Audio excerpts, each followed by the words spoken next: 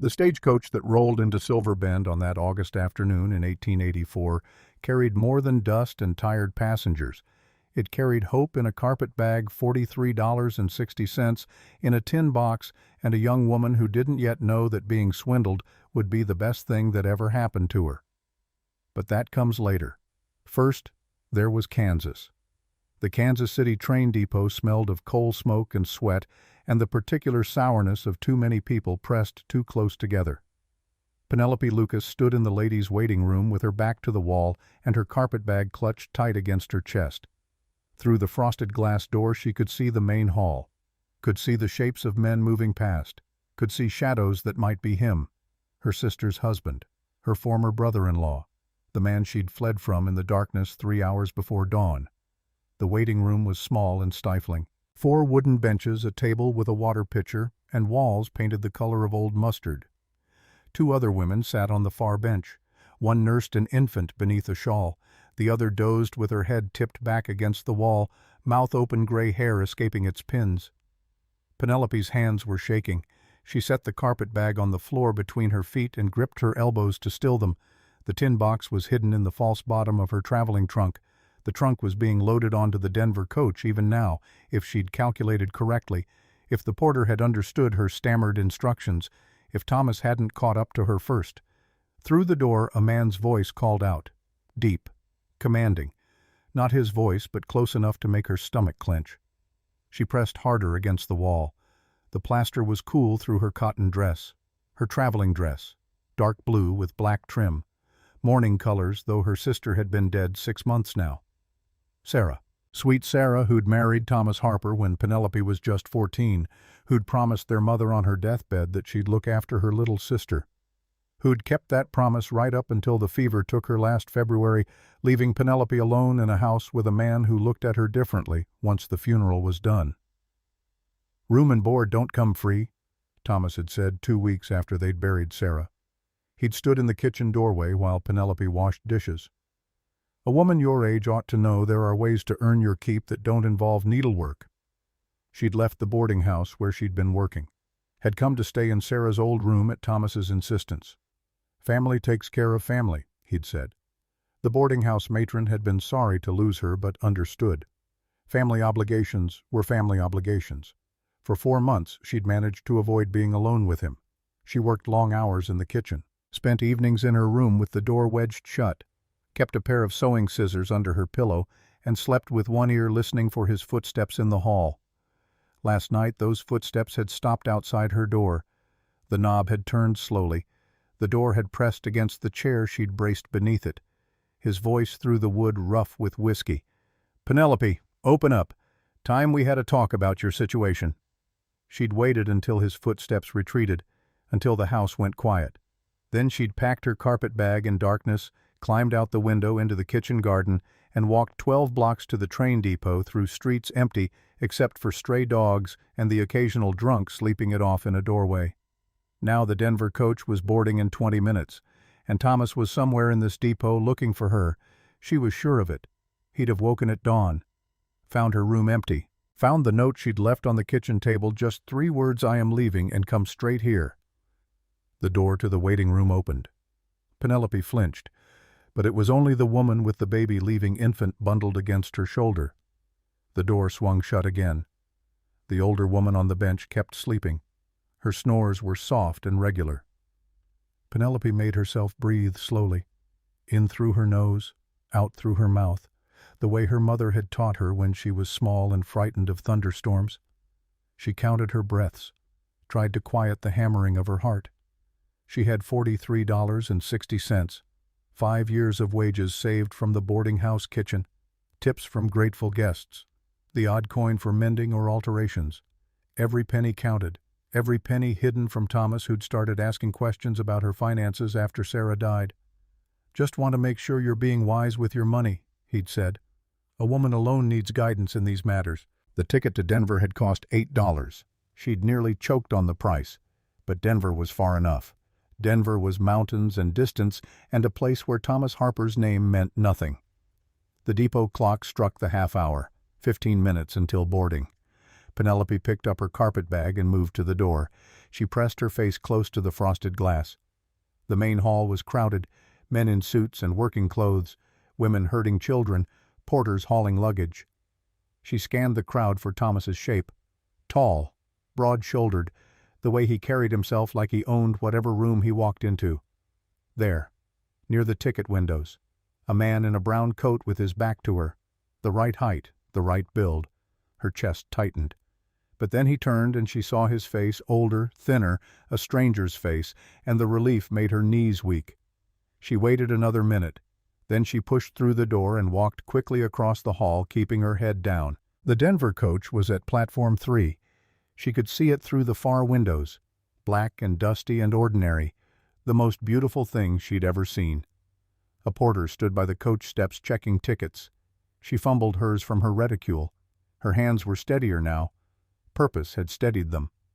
The porter glanced at her ticket and nodded. She climbed the steps into the coach. Inside it smelled of old leather and tobacco and the faint sweetness of someone's perfume. The seats were worn but clean. She chose one on the right side away from the platform, near the back where she could watch the door. She sat with her carpet bag in her lap and her hands gripping the handles. Other passengers climbed aboard. An elderly couple, a man with a sample case, 2 women traveling together dressed well enough to be merchants' wives. They settled into their seats. The coach swayed slightly as the driver climbed up top. And then through the window she saw him. Thomas Harper stood on the platform scanning the coaches. He was hatless. His hair was mussed like he'd dressed in a hurry. His coat hung open. He moved down the line of coaches, peering into windows, looking for her. Penelope shrank back against her seat. Her heart pounded so hard she could hear it in her ears. He was 3 coaches away. 2. 1. He paused outside her window. His eyes swept the interior. She held perfectly still, barely breathed. One of the merchant wives shifted in her seat, blocking his view. He moved on. The driver's whistle blew. The coach lurched forward. Penelope gripped the seat in front of her. Through the window she could see Thomas still searching, could see him turn as the coaches began to roll, could see his mouth open, shouting something she couldn't hear over the rattle of wheels and the hiss of steam from the engine. The depot slid past. The platform ended. Buildings gave way to open rail yard. Then to the raw edges of Kansas City where houses thinned and prairie began. The coach picked up speed. The rhythm of the wheels settled into a steady beat. Penelope let out a breath she hadn't known she was holding. Her hands ached from gripping the seat. She made herself let go, made herself sit back. The merchant wife across from her smiled sympathetically. "First time traveling alone, dear?" "Yes, ma'am." "It gets easier, you'll see."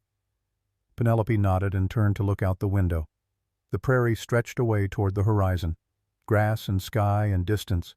She'd never been more than 10 miles from Kansas City in her life. Now she was headed for Colorado territory and a job she'd found in a newspaper advertisement. A job that might not even exist once she arrived. But it was away. It was far. And that was enough. The tin box with her money pressed against her ribs where she'd strapped it beneath her corset. $43.60 minus the $8 for the ticket. $35.60 left. Enough for a few months if she was careful. Enough to start over. She watched Kansas roll past and tried not to think about what came next. The stagecoach from Denver rattled into Silver Bend 3 days later in the thick heat of an August afternoon. Penelope sat by the window with her carpet bag on her knees and dust coating every surface she could see. The Colorado prairie wasn't like Kansas.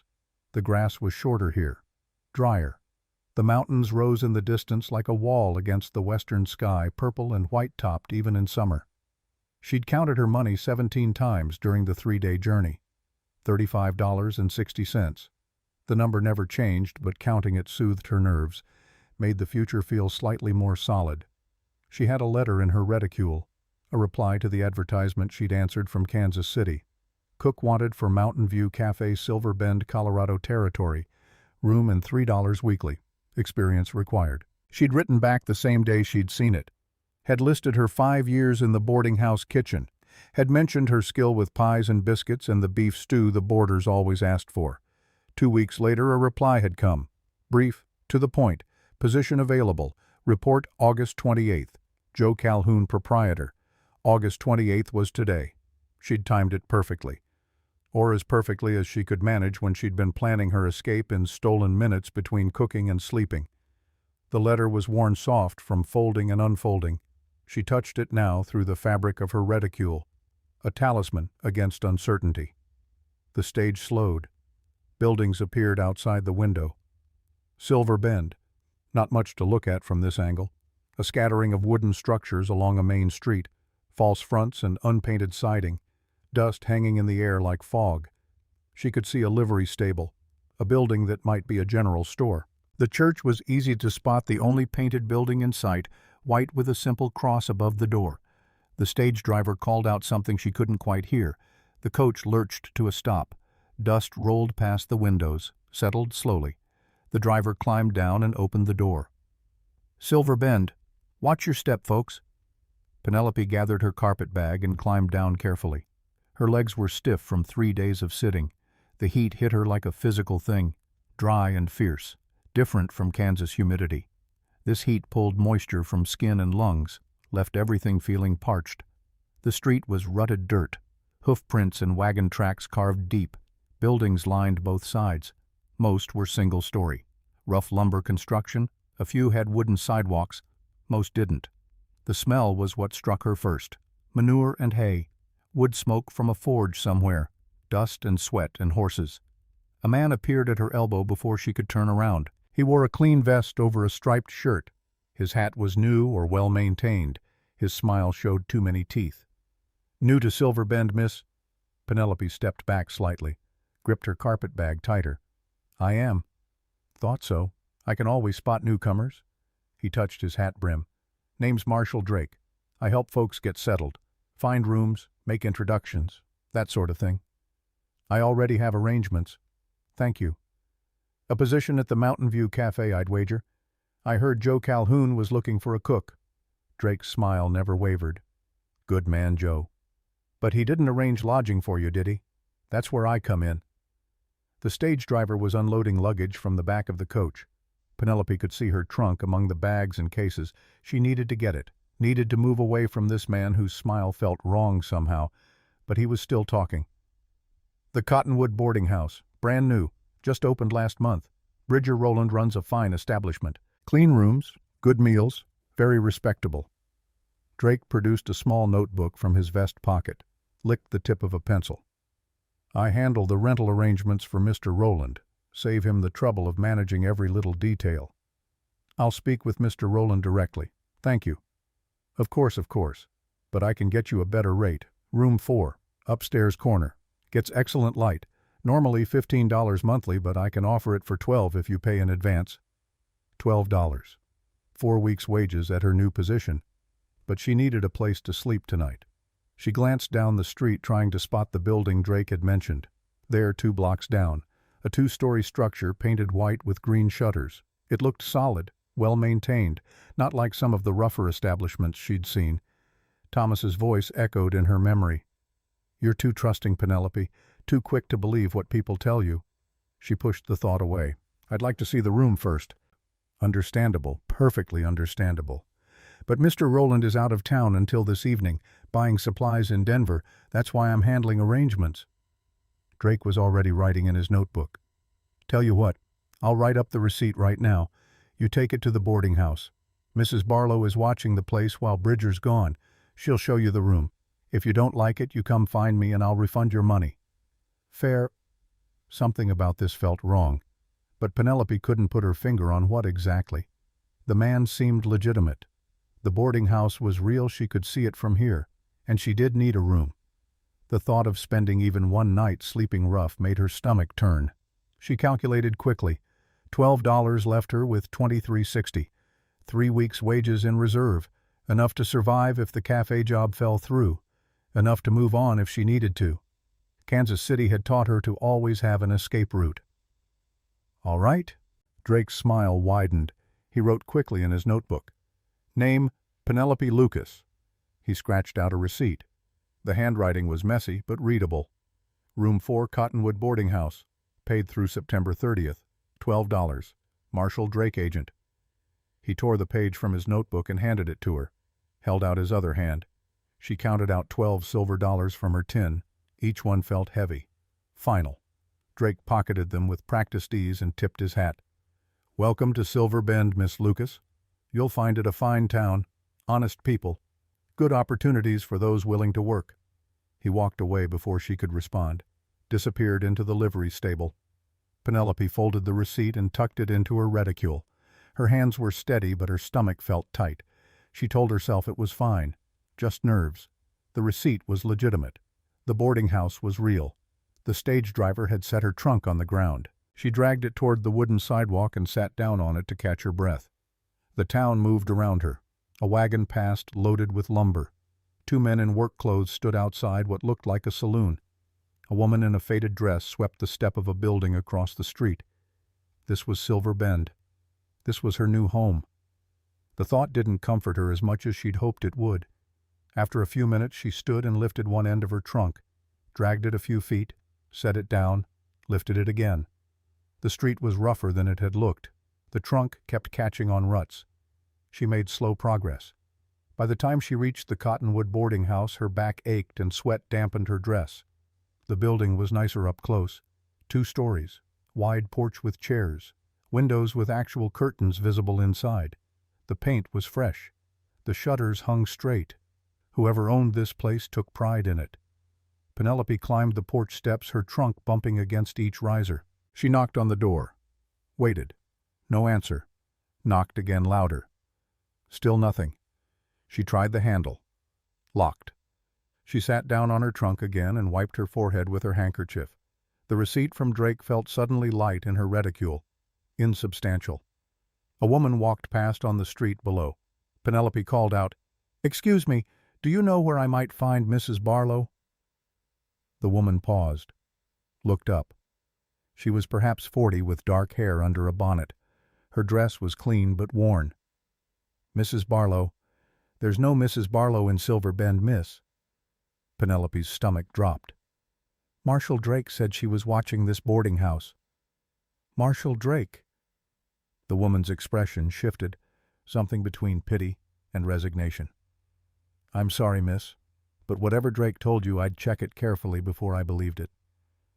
She walked on without waiting for a response. Penelope sat very still. The afternoon heat pressed down. A fly buzzed past her ear. From somewhere down the street came the rhythmic clang of a blacksmith's hammer. She pulled the receipt from her reticule and studied it again. The handwriting was sloppy. The paper was cheap. No official seal. No signature beyond Drake's scrawled name. She'd been swindled. The knowledge settled over her like cold water. $12. Gone. Just like that. She'd been in Silver Bend less than an hour, and already she'd lost a third of her remaining money to a con man who'd spotted her as an easy mark the moment she stepped off the stage. Her hands wanted to shake. She clenched them together. No, she would not cry. Not here. Not where anyone could see. She'd save that for later. For when she had a locked door between her and the world. She stood and knocked on the door again. Harder this time. If there was any chance at all that the receipt was legitimate, she needed to know, needed to see it through. Footsteps sounded inside. Heavy. Male. The door opened to reveal a tall man in his middle 40s, thick through the shoulders, dark hair threaded with silver. He wore work clothes and held a hammer. His eyes were cautious but not unkind. "Yes. Mr. Roland Bridger Roland." "I am." Relief flickered. At least Drake had gotten that part right. Penelope held out the receipt with hands that barely trembled. "My name is Penelope Lucas. I've paid for room 4. I arrived today." Bridger Roland took the paper, squinted at it, looked up at her. And in his eyes she saw something worse than anger. She saw pity. "Miss Lucas, I'm sorry, but this paper is worthless." The words hit like a blow. She'd known. Of course she'd known. But hearing it confirmed still hurt. "I paid $12 to Marshal Drake. He said he was your agent." "Marshal Drake is not my agent. He's a drifter who's been running cons in this territory for the better part of 2 years. Bridger's voice was firm, but not cruel. "If he took your money, you've been swindled. I'm sorry." Penelope's throat tightened. She would not cry. She would not. "Then I'll find another room." "There are no other rooms in Silver Bend." The mining survey brought 50 men last month. Every bed in town is taken. The world tilted slightly. No rooms, no money to spare. And a con man somewhere in this town with her $12 in his pocket. She made herself stand straighter, forced her voice steady. Then I'll sleep in the cafe kitchen until I can save enough for proper lodging. The man who hired me is Joe Calhoun. I'm sure he'll understand. Joe won't allow that. Fire risk. Bridger studied her for a long moment. Then he sighed and stepped aside. Come in. Let me think. She hesitated, but there was nowhere else to go. She dragged her trunk over the threshold into a parlor that smelled of fresh paint and linseed oil. The floors were clean, the furniture simple but well made. A narrow staircase rose to the second floor. Bridger walked to the base of the stairs and called up. "Collins, you here?" Boots sounded overhead, heavy, unhurried. A man came down the stairs and Penelope's breath caught. He was younger than Bridger, perhaps 30, sun-darkened skin, eyes the color of slate. He wore work trousers and a faded blue shirt with the sleeves rolled to his elbows. His hands were broad and scarred from labor, and she recognized him. He'd been standing outside the livery when she'd arrived, talking with two ranch hands. She'd heard him laugh at something one of them said, heard him speak as she'd passed by. The words came back to her now sharp and clear. "New arrivals always look lost. This one looks plain scared." The other men had grinned. She'd kept walking, had told herself it didn't matter what strangers thought. But the words had stung anyway. Now Collins Bean stopped at the bottom of the stairs and looked at her, then at Bridger. She saw recognition flicker in his eyes, saw his jaw tighten slightly. He knew she'd heard. Good. Let him be uncomfortable. "This is Miss Lucas," Bridger said. She bought a fake receipt from Drake, paid $12 for room 4. Collins's expression darkened. Drake's still working that game. Apparently. Bridger rubbed his jaw. "She needs a place tonight. The cafe owner won't let her sleep in the kitchen." "No other rooms?" Collins asked, though his tone suggested he already knew the answer. "You know there aren't." A pause. Collins looked at Penelope again. His gaze was measuring. Not quite suspicious, but not welcoming either. When he spoke, his voice was flat. "Don't. We don't know her." The words landed like stones. Penelope felt heat flood her face, not embarrassment, anger. She'd been swindled. She'd lost money she couldn't afford to lose, and now this man, this stranger who'd mocked her an hour ago, was suggesting she was somehow untrustworthy, that she was the problem. She lifted her chin, met his eyes directly. "I don't need charity from someone who thinks I'm plain scared. I'll find my own arrangements." Collins went very still. Something like shame crossed his face, but before he could speak, Bridger cut in. "There's the attic room. That's not fit for... It's a roof. Better than the street."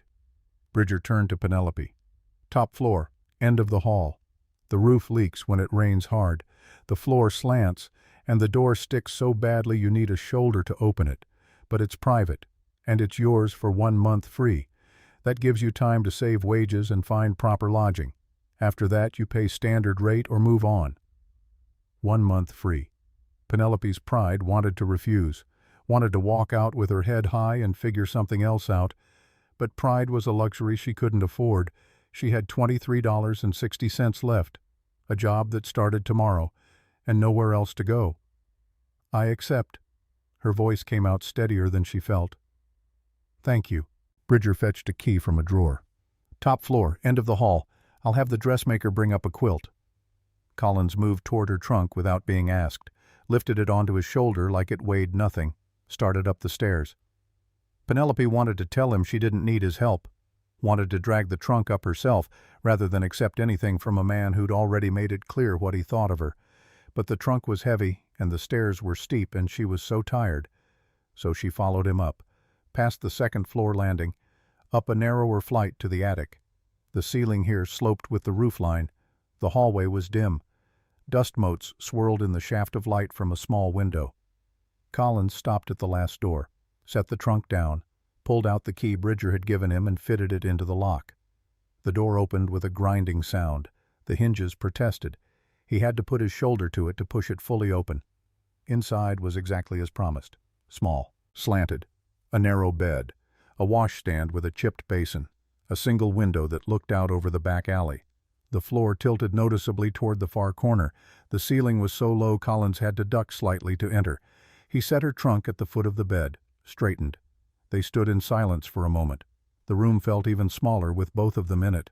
Penelope kept her eyes on the window, on anything except his face. "I can plane that door tomorrow," Collins said finally. "Make it open smoother." "No need. I can manage. The door's part of the house, and I keep my tools here." His voice was careful, neutral. "You don't have to thank me." "I wasn't going to." A pause. Then something that might have been the ghost of a smile pulled at his mouth, but when she glanced up his expression was already closed again. He touched his hat brim. "Miss Lucas?" He left. She heard his boots on the stairs. The sound faded. She was alone. Penelope closed the door, shoved it really. It dragged against the frame and finally shut with a thud. She turned the key in the lock. Then she sat on the narrow bed and let herself feel everything she'd been holding back since Kansas City. The fear, the exhaustion, the anger at being cheated, the humiliation of needing help from strangers, the uncertainty of what came next. She allowed herself 1 minute, counted 60 seconds in her head while tears slid silently down her face. Then she stopped, wiped her eyes with her handkerchief, stood up and walked to her trunk. Inside were her spare dress, her sewing kit, her mother's recipe book wrapped carefully in brown paper, her nightgown and extra undergarments. Not much to show for 22 years of life, but it was hers, and it was enough. She unpacked methodically, hung her spare dress on a nail that someone had driven into the wall, set her sewing kit on the washstand, placed the recipe book on the small shelf above the bed. When everything was put away, she sat down again and pulled the book into her lap. The cover was worn leather. The pages inside were filled with her mother's handwriting, recipes for bread and stew and the apple pie that Penelope's father had loved, notes in the margins, measurements adjusted, techniques refined. Her mother had been dead 8 years now. This book was all Penelope had left of her voice. She opened it to the first page, read the inscription written there in fading ink. For Penelope when she has a kitchen of her own, love always mother. Tomorrow she would start at the Mountain View Cafe. Tomorrow she would prove she belonged here. Tomorrow she would begin saving to replace the $12 Marshall Drake had stolen. But tonight she sat in an attic room with a stuck door and a slanted floor holding her mother's recipe book and tried to believe that everything would somehow work out. The door was worse in the morning. Penelope woke to pale light through the window and the sound of someone moving in the hallway below. She washed her face in the basin, dressed in her work dress, plain brown cotton practical, braided her hair and pinned it tight. Then she turned to face the door. It didn't budge when she pulled the handle. She braced one hand on the frame and pulled harder. Nothing. The wood had swollen overnight in the cool mountain air. She could hear the frame creaking, but the door itself refused to move. She stepped back, studied the situation. Then she put her shoulder to the door and shoved. Hard. The door gave suddenly and she stumbled forward into the hallway, barely catching herself on the opposite wall. Collins Bean stood 3 feet away, clearly on his way downstairs. He stopped, looked at her, then at the door hanging open behind her. Something flickered across his face. Amusement, maybe, or sympathy. She couldn't tell which and didn't want to know. "Morning," he said. "Good morning." "Good." She straightened her skirts, walked past him with her chin high, made it 5 steps before she heard his voice again. "You might want to prop something under that door. Keep the air moving. Helps with the swelling." She didn't turn around, didn't acknowledge that he'd spoken, just kept walking down the stairs. Behind her she heard him sigh quietly. Then his boots resumed their descent. At the bottom of the stairs a woman stood in the open doorway of room 2. She was near 40, plump, dark curls pinned under a lace cap. Her dress was bright yellow and looked freshly pressed. She smiled when she saw Penelope. "You must be Miss Lucas. I'm Lexi Warner. I have the room just below yours." "Pleased to meet you." Penelope didn't slow her pace toward the front door, but Lexi stepped into the hall, effectively blocking the way. "I heard you wrestling with that door. Terrible nuisance, isn't it? Bridger said you might need a quilt. I brought 2. Left them on your bed yesterday evening." Penelope paused. She had noticed the quilts, had been grateful for them. "Thank you, that was kind." "Oh, it's nothing. We help each other out here. That's how it works in a place like Silver Bend." Lexi's smile never wavered. "I'm a dressmaker. If you need anything mended or altered, just let me know. And if you have a moment this evening, I'd love to chat. I've been dying to hear news from Kansas. I'm originally from Missouri myself, and it's been ages since—" "I'm sorry," Penelope interrupted as gently as she could. "I need to get to the cafe. I'm starting work today, and I don't want to be late." Of course. I won't keep you." But Lexi was still talking as Penelope edged past. "Do you have sugar? I'm completely out, and I promised to make tea cakes for the mayor's wife this afternoon. Just a cup would do if you could spare it." Penelope stopped, turned. The woman's smile was hopeful, friendly. Not pushy exactly, but persistent in a way that suggested she was lonely rather than intrusive. And Penelope did have sugar, a small sack packed in her trunk, not much, but enough to share. "I can spare a cup. I'll bring it by this evening." "Bless you, I'll return it tomorrow. With interest." Lexi beamed. "You're going to love Silver Bend. It's a good town, full of good people. Well, mostly good people. There are always a few bad apples, but I really need to go." Right. Don't let me keep you." Penelope escaped onto the porch. The morning air was cool, clear. The street was already busy. 2 wagons passed. A man swept the sidewalk in front of the general store. Somewhere a rooster crowed despite the fact that the sun was well up. She walked quickly toward the cafe, 2 blocks down Main Street, past the livery where she'd first met Marshall Drake, past the feed store and the blacksmith's forge. The Mountain View Cafe was a long, low building with wide windows and a hand-painted sign above the door. Through the windows she could see people already seated at tables, could smell bacon frying and coffee brewing. She paused outside to smooth her dress, check her hair. Her hands were trembling slightly. First day, new job. She needed this to go well, needed it more than she'd ever needed anything. The door opened to warmth and noise, the clatter of dishes, the sizzle of food on a griddle, men's voices calling out orders, a woman laughing. The air was thick with the smell of coffee and fried meat and bread toasting. A short, round man in a white apron stood at the stove. He glanced up when she entered. "Miss Lucas." "Yes, sir." "Joe Calhoun. I run this place." He pointed to a row of hooks by the door. "Hang your shawl. Breakfast service runs until 9. You'll work the stove and help with plates. Lunch is lighter, sandwiches and soup mostly. Supper is the big push. $3 weekly, paid Saturdays. You can eat 1 meal per shift. No waste." "Yes, sir." "Can you start now?" "Yes, sir." "Good. Tie on an apron and get over here. I need flapjacks. Table 3 ordered 4. Table 5 wants 6. And don't let them burn. I can't afford to throw out food." Penelope hung her shawl, found an apron, tied it around her waist, stepped up to the stove beside Joe. He had 3 pans going. Bacon in one, eggs in another, hash browns in the third. He worked fast, flipping, stirring, plating, barking orders without looking up. "Batter's there, ladle's there, pan's hot. Go."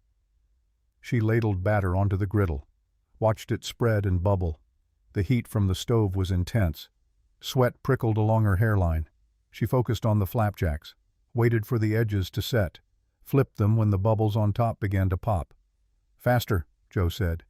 "Table 3's been waiting 10 minutes already." She worked faster, flipped the cakes onto a plate, started the next batch, tried to match Joe's rhythm. He made it look effortless. Plates appeared, food went out, orders came in, a steady stream of demand. Her second batch stuck to the pan. She scraped them off, but they tore, ragged edges, not presentable. Joe glanced over and frowned. "Can't serve those. Start again." Heat flooded her face. She scraped the ruined cakes into a scrap bucket, ladled fresh batter. Her hands were shaking now. The pan was too hot, or not hot enough. She couldn't tell. The next batch started to burn on the bottom before the tops were done. "Watch the heat," Joe said sharply. "You're scorching them." She adjusted the damper on the stove, started another batch. This one came out better. Not perfect, but acceptable. She plated them, reached for the next order. Bacon, 6 strips. She laid them in the pan, and they immediately began to smoke. The grease spattered, burned her wrist. She flinched and knocked the pan askew. "Careful." Joe grabbed the pan, steadied it. "You trying to burn the place down?" "No, sir, I'm sorry." "Just pay attention. Focus." She focused. gritted her teeth and focused. Her wrist throbbed where the grease had hit. Her back ached from standing. The heat was making her dizzy, but she kept working. Eggs, more bacon, flapjacks, hash browns. She burned 2 more batches, undercooked one. Finally got 3 plates out that met Joe's standards. By 9 o'clock, when breakfast service ended, her hands were blistered. Her dress was soaked with sweat. The apron was spattered with grease and batter. Joe turned off the stove and wiped his forehead with a rag. Looked at her. "You made mistakes." "Yes, sir." "Burned 4 batches. Wasted food." "Yes, sir. I'm sorry." He studied her for a long moment. She braced herself for dismissal, for the words that would send her back out onto the street with no job and dwindling money. But Joe just nodded. "Mistakes happen first day. You kept working, didn't quit. That matters." Relief washed over her. "I'll do better tomorrow." "See that you do. Be back at 4 for supper prep. And Miss Lucas?" "Yes." "Next time don't let the fear make you sloppy. You know how to cook, I can tell. You just need to trust yourself." She nodded. Couldn't quite speak past the tightness in her throat. Joe turned back to his stove, started cleaning the griddle. She hung up her apron, retrieved her shawl, walked out into the late morning sunshine on legs that felt shaky. The street was quieter now. Mid-morning lull. She walked slowly back toward the boarding house. Her wrist still throbbed. Her hands ached. But she had a job. She'd made mistakes, and she still had a job. That was something. That was enough for today. At the boarding house, she climbed the stairs to the 2nd floor, then the narrower stairs to the attic. Outside her door, she paused, took a breath, shoved the door open with her shoulder. Inside, Collins Bean knelt on the floor with a wood plane in his hands, long, smooth strokes along the bottom edge of the door. Wood shavings curled at his feet. He looked up when she entered, set down the plane, stood. "I said I didn't need help," Penelope said, "and I said the door's part of the house." His voice was level. "I keep my tools here. This needed fixing. You don't have to justify it to me." "I'm not justifying. I'm explaining." He picked up the plane again, ran his thumb along the door's edge, checking for rough spots. "You don't have to thank me either." "I wasn't going to." That almost smile pulled at his mouth again. He paused, glanced at her, and something in his expression shifted, softened slightly. "How was your first day?" "Fine." "You sure you look—" He stopped himself. "I look what plain scared." The words came out sharper than she'd intended. Colin's jaw tightened. He set down the plane and faced her fully. "I'm sorry. What I said yesterday. That was foolish and unkind. I was trying to get a laugh from the boys and I spoke without thinking." The apology surprised her. She'd expected him to brush it off, to make excuses, but his voice was sincere, his eyes direct, and she was too tired to hold on to anger right now. "Fine. Apology accepted. Just like that. Would you prefer I make you work for it?" "I'd prefer you believed I meant it." She met his gaze, saw something there that looked like genuine regret, maybe even shame. "I believe you." He nodded once, turned back to the door, made a few more passes with the plane, then stood and tested how it swung. It moved smoothly now. No grinding, no sticking. "That should do it." "Thank you." He gathered his tools, paused in the doorway. "For what it's worth, you don't look scared now. You look tired. There's a difference." "There is. Get some rest. Tomorrow will be easier." He left. The door closed behind him without a sound. Penelope stood in the middle of her small room and let the silence settle around her. Then she pulled out her mother's recipe book and sat on the bed with it open in her lap. She had work tomorrow at 4. That gave her the afternoon. And she had an idea, something that might help her prove herself, something that might turn her rough first morning into a real opportunity. She turned to the biscuit recipe her mother had perfected over years of trial and error. Read the instructions, the measurements, the notes in the margin about kneading and temperature and timing. She had a little money left, enough to buy flour and butter and salt at the general store, enough to try. Tomorrow she would bring Joe Calhoun biscuits, the kind her mother had made, the kind that boarders had requested by name, and she would show everyone in Silver Bend that she knew exactly what she was doing. She just needed to trust herself, like Joe had said. Penelope closed the recipe book and stood. She had planning to do, and for the first time since leaving Kansas City, she felt something that almost resembled hope. The biscuits saved her. Penelope used the last of her afternoon to walk to the general store. The building was narrow and tall, packed floor to ceiling with supplies. Barrels of flour and sugar, bolts of fabric, kerosene lamps hanging from the rafters. The smell was dust and burlap and something sweet she couldn't identify. The proprietor was a thin man with spectacles and ink-stained fingers. He barely looked up when she entered. "Help you?" "I need flour, 2 pounds, and butter if you have it, and salt." He measured out the flour into a paper sack, weighed it on a brass scale. "Butter's dear. Came up from Denver last week, 30 cents a pound." 30 cents, she calculated quickly. The flour would be another 20.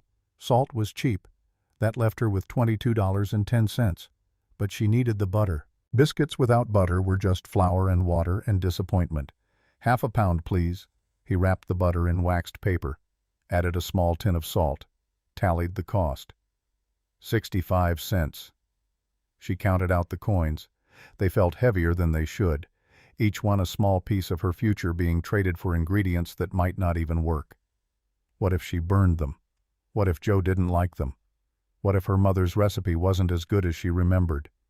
She pushed the thoughts away, took her purchases, walked back to the boarding house in the lengthening afternoon shadows.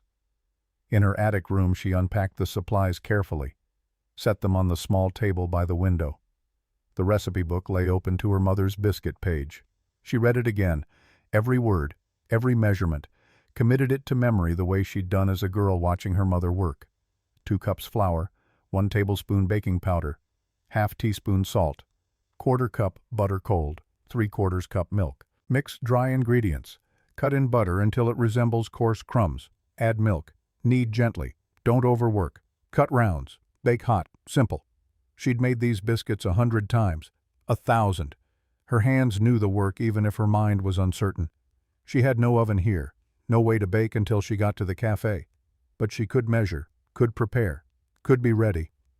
She worked until the light faded, until she heard Lexi Warner's voice in the hallway below calling something about supper, until her stomach reminded her she hadn't eaten since the burnt flapjack she'd salvaged that morning. She promised herself she'd bring Lexi the borrowed sugar tomorrow. For now, she closed the recipe book and lay down on the narrow bed. Sleep came quickly despite her racing thoughts. The cafe kitchen was dark when Penelope arrived the next morning, 4:30 by the church clock, an hour before Joe usually came in. She'd slipped out of the boarding house in the pre-dawn cold with her supplies wrapped in a cloth. The back door to the cafe was unlocked. Joe had mentioned that yesterday. "Can't afford a lock that works properly," he'd said. "But nobody steals from a man who feeds them." Inside the kitchen smelled of yesterday's cooking, grease and coffee and the faint sourness of the slop bucket that needed emptying. She found matches on the shelf above the stove, lit the kerosene lamp, adjusted the wick until the light steadied. Then she set to work. The stove was still warm from last night. She added kindling, blew on the coals until they caught, fed in larger pieces of wood, waited for the heat to build. While the stove heated, she measured out her ingredients, mixed the dry goods in a large ceramic bowl, cut the butter in with 2 knives the way her mother had taught her. The butter was cold and firm. It broke into pea-sized pieces that scattered through the flour like tiny yellow gems. She worked quickly. Her hands remembered the rhythm, the motion. When the mixture looked right, sandy and uneven, she added the milk. The dough came together under her fingers. She kneaded it gently on the floured counter, felt it change from shaggy to smooth. Not too much, just enough. Her mother's voice echoed in her memory. "Overworked dough makes tough biscuits. Treat it gentle, like you're coaxing it instead of forcing it." She rolled the dough flat, cut rounds with the rim of a tin cup, placed them on a baking sheet. By now the oven was hot. She slid the sheet inside and closed the door. Then she waited. The kitchen filled with the smell of baking, butter and flour and something indefinable that meant home. She cleaned her work area, washed the bowl and knives, wiped down the counter, checked the stove temperature, added another piece of wood. Through the front windows the first gray light of dawn began to seep into the sky. Silver Bend was still sleeping, the street empty except for a stray dog nosing through trash outside the saloon. She thought about Kansas City, about the boarding house kitchen where she'd made these same biscuits on Sunday mornings for the guests, about Sarah standing beside her laughing at something their mother had written in the margins of a recipe. More butter makes them tender, but less butter makes them rise higher. Choose which matters more. Sarah had been 8 years older, had practically raised Penelope after their mother died, had taught her how to pin up her hair and mend a torn hem and talk to boys without blushing, had married Thomas Harper when Penelope was 14 and promised she'd always look after her little sister. Penelope hadn't thought about Sarah in weeks, hadn't let herself. The grief was too heavy and the guilt too sharp. She should have seen what Thomas was, should have warned Sarah before the wedding, should have. The oven door creaked. She jumped, pulled herself back to the present, checked the biscuits through the small glass window. Golden brown. Perfect. She pulled them out with a folded towel, set the pan on the counter to cool. The biscuits were tall and even. Steam rose from them in delicate wisps. She touched one gently. The top was crisp. When she broke it open, the inside was fluffy and layered. Success. The back door opened and Joe Calhoun walked in carrying a crate of eggs. He stopped when he saw her, looked at the biscuits, then at her. "You're early. I wanted to try something. I hope you don't mind." "What is it?" "Biscuits. My mother's recipe." She picked up one and held it out. "I thought if you approved, maybe I could add them to the breakfast menu." Joe set down the egg crate, took the biscuit, broke it open the way she had. Steam escaped. He bit into it, chewed slowly. His expression didn't change. He took another bite, swallowed, looked at the remaining biscuits on the pan. "How many did you make?" 2 dozen. "Leave 6 for me. I'll try them with my coffee." He set the rest of the biscuit down and started unpacking eggs. "If they're still good cold, we'll talk." It wasn't approval, but it wasn't dismissal either. Penelope arranged 6 biscuits on a clean plate, covered them with a cloth. The rest she wrapped carefully to take back to the boarding house. The morning shift was easier than yesterday. Her hands were steadier, her timing better. She only burned 1 batch of bacon and caught it before it was ruined. By 9 o'clock, when breakfast service ended, Joe pulled her aside. "Your biscuits sold out in 20 minutes. She'd left them on the counter for him. Hadn't expected him to offer them to customers. "Did people like them?" "I got 4 requests for more." He wiped his hands on his apron. "I'm adding them to the menu permanent. I'll pay you an extra 50 cents weekly for the baking. That's $3.50 total, and $3.50, more than she'd dared hope for." "Thank you, Mr. Calhoun." "Don't thank me. Just keep making them that good." He turned back to his stove, but she caught the hint of a smile at the corner of his mouth. She walked back to the boarding house with the wrapped biscuits and a feeling in her chest that might have been pride. The morning was bright and cool. Main Street was busy with wagons and riders. The blacksmith's hammer rang steady as a heartbeat. At the boarding house, she climbed to the 2nd floor and knocked on Lexi Warner's door. Footsteps inside. Then the door opened to reveal Lexi in a dressing gown with her hair still in curling rags. "Miss Lucas, good morning. I brought the sugar I promised, and some biscuits I made this morning, as thanks for the quilts." Lexi's face lit up. "Oh, you sweet girl. Come in, come in." The room was larger than Penelope's attic space. A bed, a wardrobe, a dressmaker's mannequin in one corner wearing a half-finished dress in green silk. Fabric samples were scattered across a table by the window. Measuring tape and pins and scissors, the tools of Lexi's trade. "I'm working on a dress for the mayor's wife," Lexi explained, following Penelope's gaze. "She wants it for the harvest dance next month. Green's not her color, but she insists." She unwrapped the biscuits and broke one open. "Oh my, these are still warm. They're better with butter." "Everything's better with butter, dear." Lexi took a bite, and her eyes closed. "Heaven. Absolute heaven. Where did you learn to bake like this?" "My mother. She ran a boarding house in Kansas City." "Is she still there?" "She died 8 years ago." "I'm sorry." Lexi's expression softened. "And your father?" "Before that, cholera." The old pain had dulled to something manageable. A scar instead of an open wound. "It was just my sister and me after that, until Sarah married." "Is your sister still in Kansas?" The question made Penelope's chest tighten. She should have expected it, should have prepared an answer. She died last winter. Fever. Oh dear. Lexi reached out and squeezed Penelope's hand. You've had more than your share of loss. I'm so sorry. Thank you. Penelope gently pulled her hand back, changed the subject before Lexi could ask more questions. The dress is beautiful. You do fine work. I get by. Not much call for fancy dressmaking in a town like this, but enough to keep me fed. Lexi gestured to the table. Sit. Have tea with me. I just put the kettle on. Penelope wanted to refuse, wanted to escape back to her room before the questions could continue. But Lexi's loneliness was palpable, and there was something comforting about sitting in a room that smelled of fabric and tea instead of grease and burnt bacon.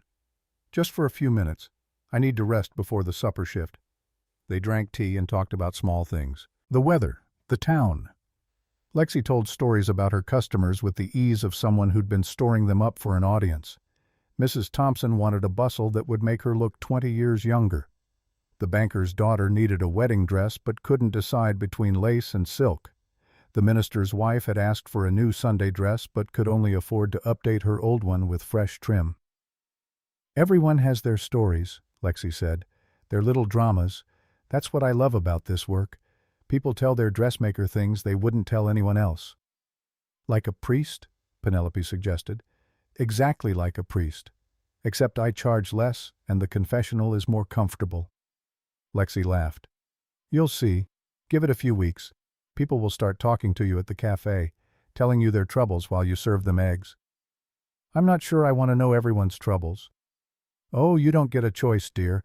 That's the nature of small towns. Everyone knows everyone's business, sometimes before they know it themselves. They talked until the tea was gone and Penelope's eyelids were heavy. She excused herself and climbed the final flight to her attic room. The door opened smoothly now. Collins's work. She stepped inside and closed it behind her. The room felt different, less temporary. She'd only been here 2 nights, but already it was beginning to feel like hers. The slanted floor, the small window, the way the afternoon light fell across the bed in a golden stripe. She lay down without undressing, just for a moment, just to rest her eyes. When she woke, the light had shifted. Late afternoon, nearly 4 o'clock. Time for the supper shift. She splashed water on her face, straightened her dress, grabbed her shawl, and hurried downstairs. She was halfway to the cafe when she saw Collins Bean coming up the street leading a horse. The animal was a dark bay with a white blaze. Collins's hand was gentle on the reins. He saw her, nodded. Miss Lucas. Mr. Bean. She should keep walking, should maintain the polite distance they'd established. But something made her pause. Thank you again, for fixing the door. You already thanked me. I'm thanking you again. That almost smile. You're welcome. Again. A silence settled between them.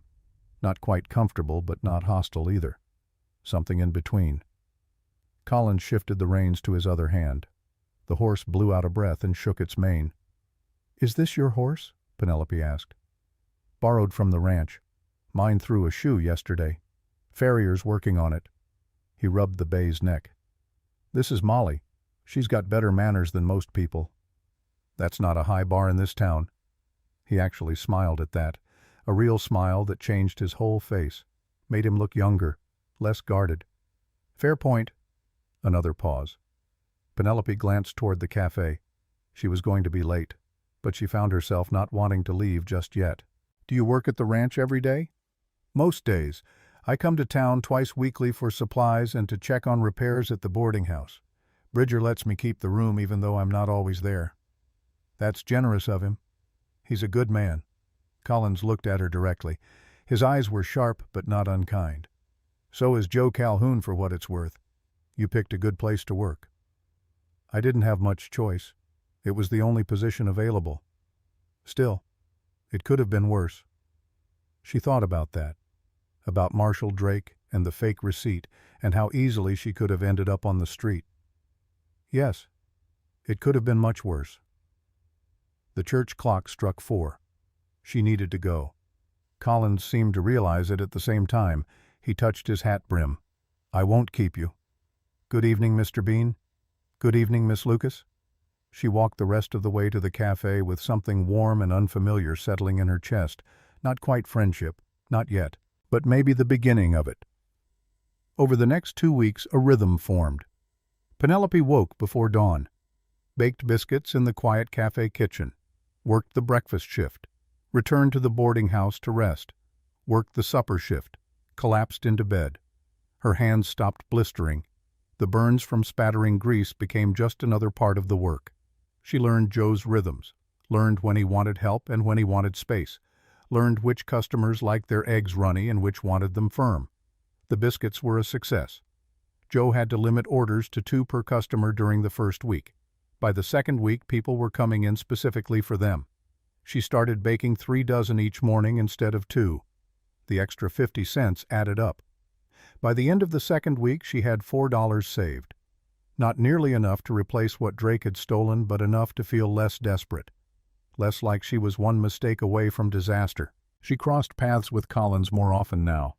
At the well in the back alley behind the boarding house where they both drew water, in the hallway when they happened to leave their rooms at the same time, on the street when he came to town for supplies. Their conversations were short, careful, but not unkind. The well became a regular meeting place, not planned, just the natural overlap of 2 people who needed water at similar times. The well itself was old, brick-lined and deep. The rope was rough and the bucket leaked slightly, but the water was cold and clean. One evening near the end of her second week, Penelope hauled up a bucket just as Collins appeared from the livery with his own bucket in hand. She stepped aside to let him access the well. He lowered his bucket. The rope creaked. The pulley squeaked. "How's the cafe?" he asked while he worked. "Busy. Joe says we served 40 people at supper tonight." "That's good." "It's exhausting." She set her bucket down to rest her arms. "But it's honest work. That matters." "It does." He hauled up his bucket. Water sloshed over the rim. "You settling in all right?" "As well as can be expected." "That's not exactly a ringing endorsement." She almost smiled. "The town is different from what I'm used to." "Different how?" "Louder, more open. Back in Kansas City you could disappear into a crowd. Here everyone notices everything. That's the frontier for you. Not enough people to grant anonymity." He gestured at the buildings around them. The boarding house, the cafe, the general store visible at the end of the alley. "You know everyone's business whether you want to or not." "Lexi Warner already knows more about me than I've told her." "Lexi knows more about everyone than they've told her. It's her gift." Collins picked up his bucket.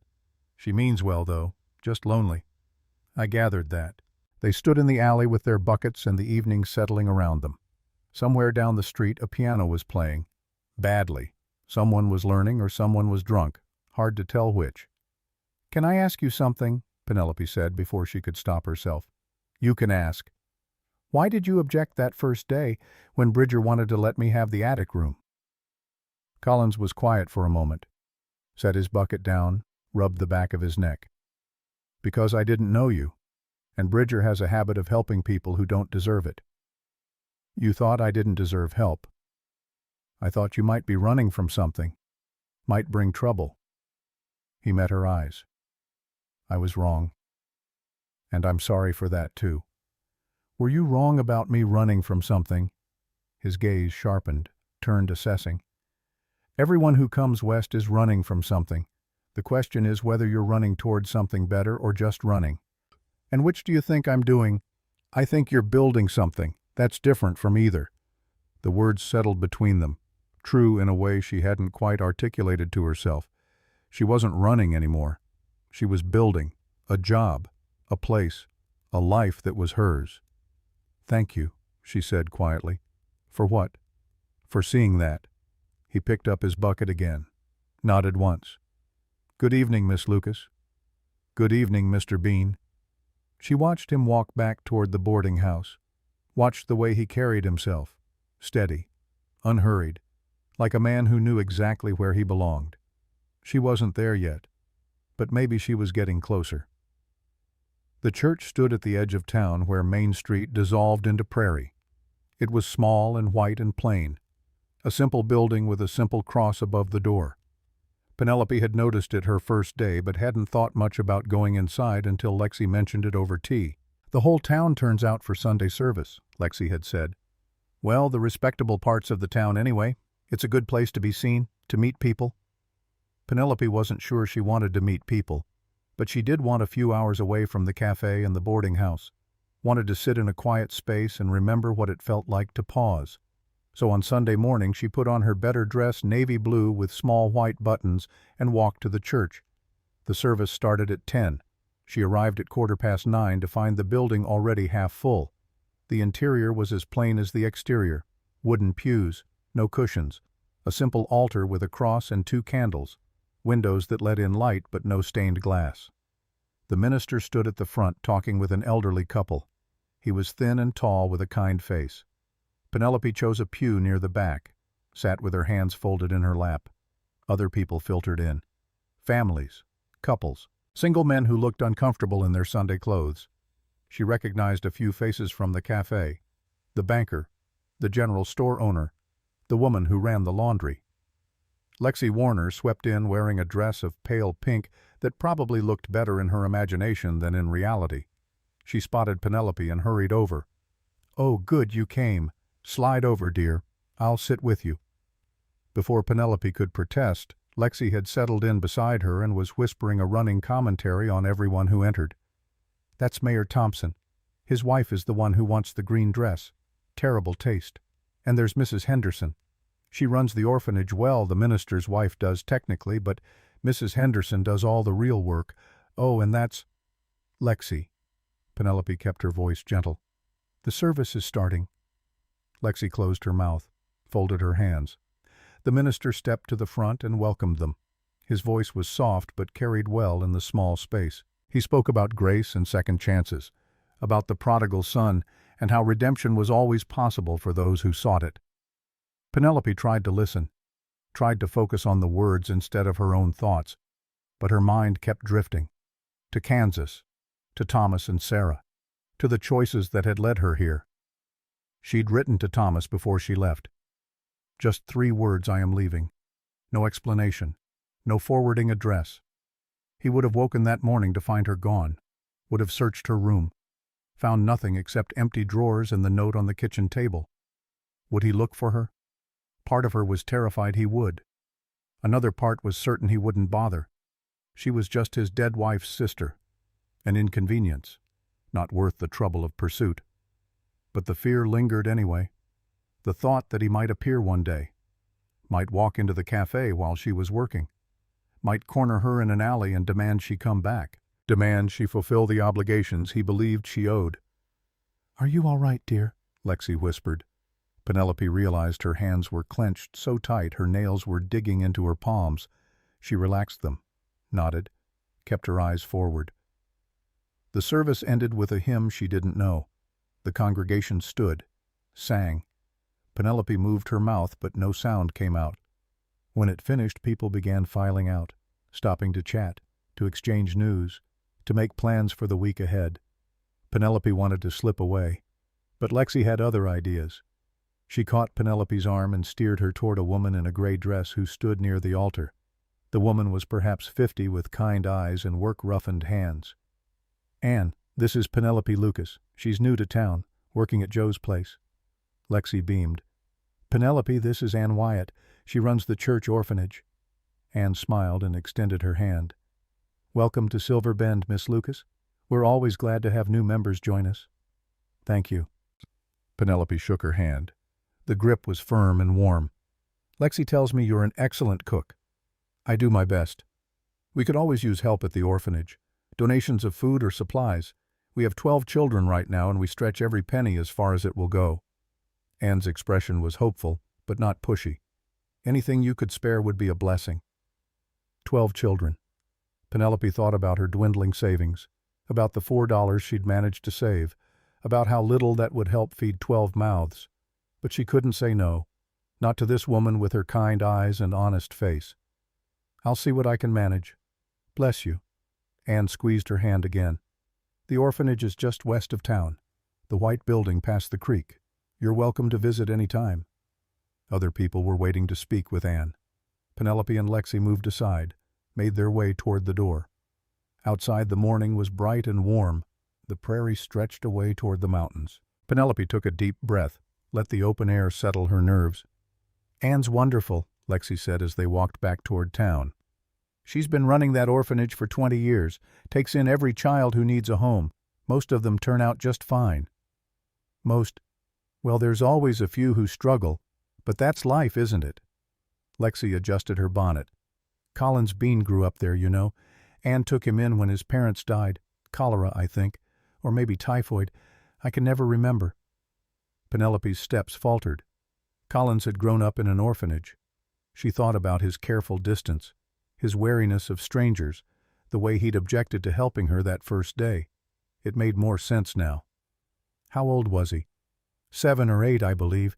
Anne kept him until he was old enough to work.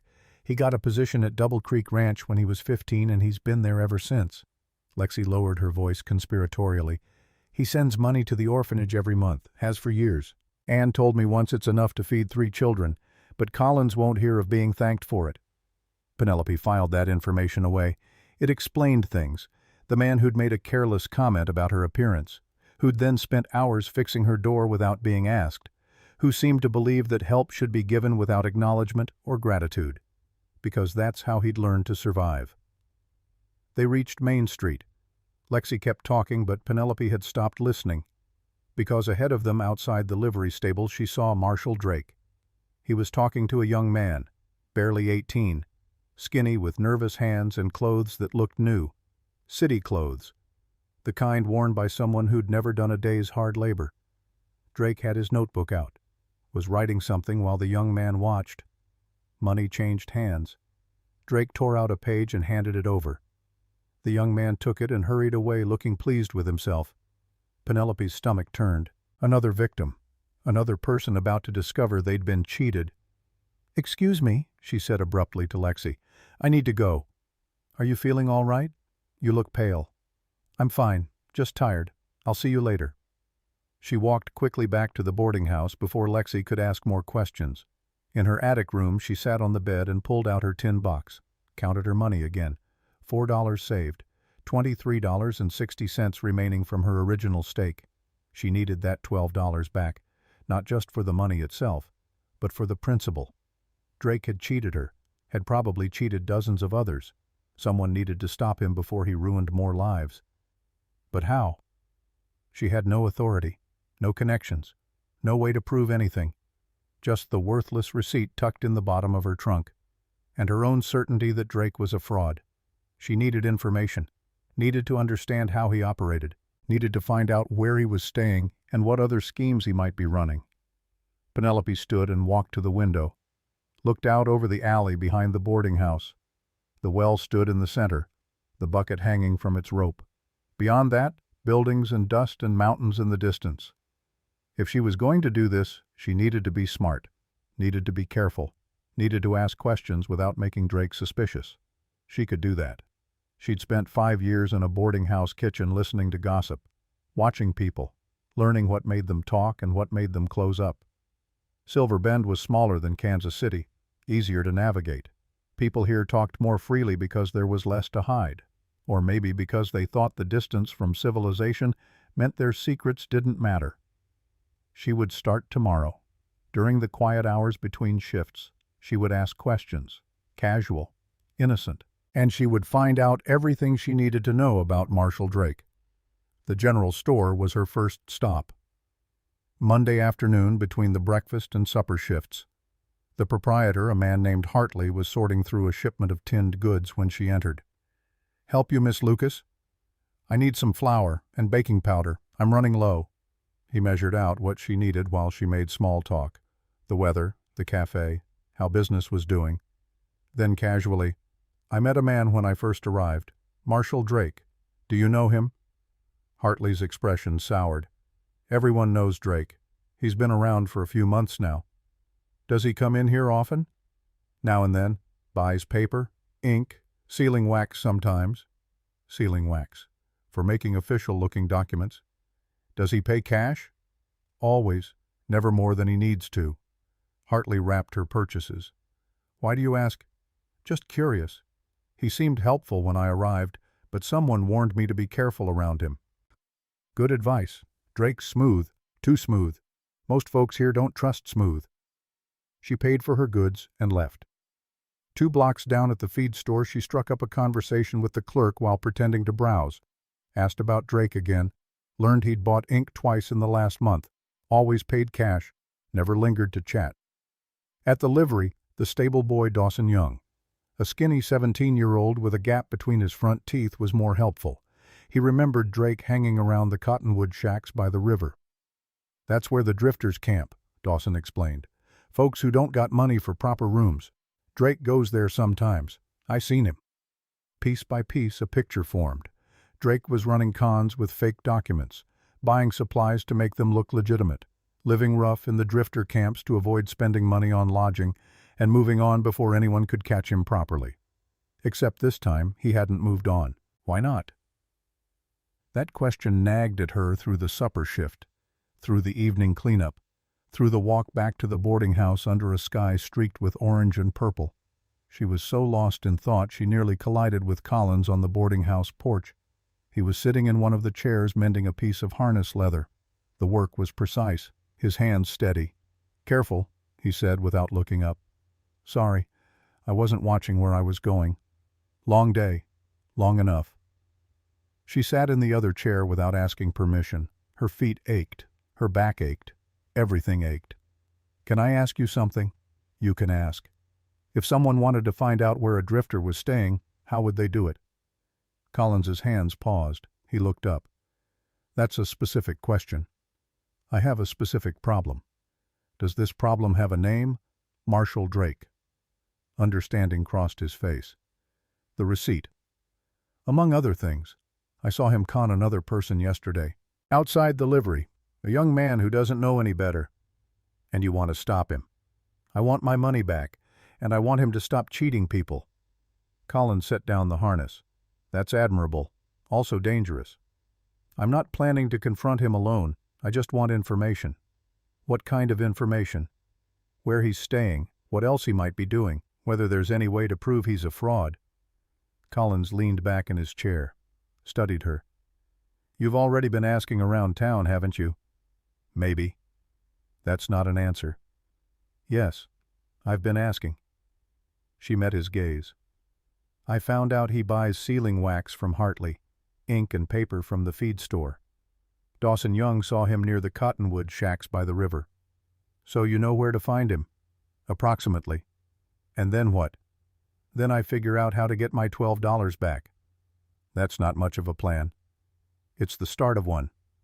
They sat in silence. The evening was cooling down, the sky fading from orange to deep blue. Somewhere a dog barked. The smell of wood smoke drifted from chimneys up and down the street. "I'll go with you," Collins said finally. "I didn't ask for help." "I know, I'm offering anyway." He picked up the harness again, resumed his mending. "Drake might be a con man, but that doesn't mean he isn't dangerous. Men get cornered, they do stupid things. I can handle myself." "I don't doubt it, but an extra person doesn't hurt." He glanced at her. "Besides, I know those shacks. Been down there before. It's not the kind of place a woman should go alone." Penelope wanted to argue, wanted to insist she didn't need protection or help or anything from anyone. But the truth was, she didn't know those shacks, didn't know the layout or the people or how to approach without drawing attention. "All right," she said, "but I'm in charge. This is my problem to solve." "Fair enough." He tied off his stitching, set the harness aside. "When?" "Soon. I need a little more information first. Need to be sure he's actually there." "Let me know when you're ready. I'll bring Bridger too. He's got a level head in a crisis." "You think there'll be a crisis?" "Hope for the best. Plan for the worst." Collins stood. "That's frontier wisdom. Served me well so far." He went inside. Penelope stayed on the porch watching the stars appear one by one. The vastness of the sky here was overwhelming. No buildings to block the view, no smoke or haze, just stars scattered across darkness like seeds thrown by a generous hand.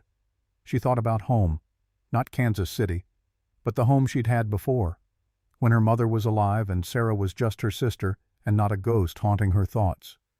When the future had seemed simple, predictable, safe, that life was gone. There was no point mourning it. But some nights when she was tired and the ache in her feet matched the ache in her chest, she missed the simplicity of it.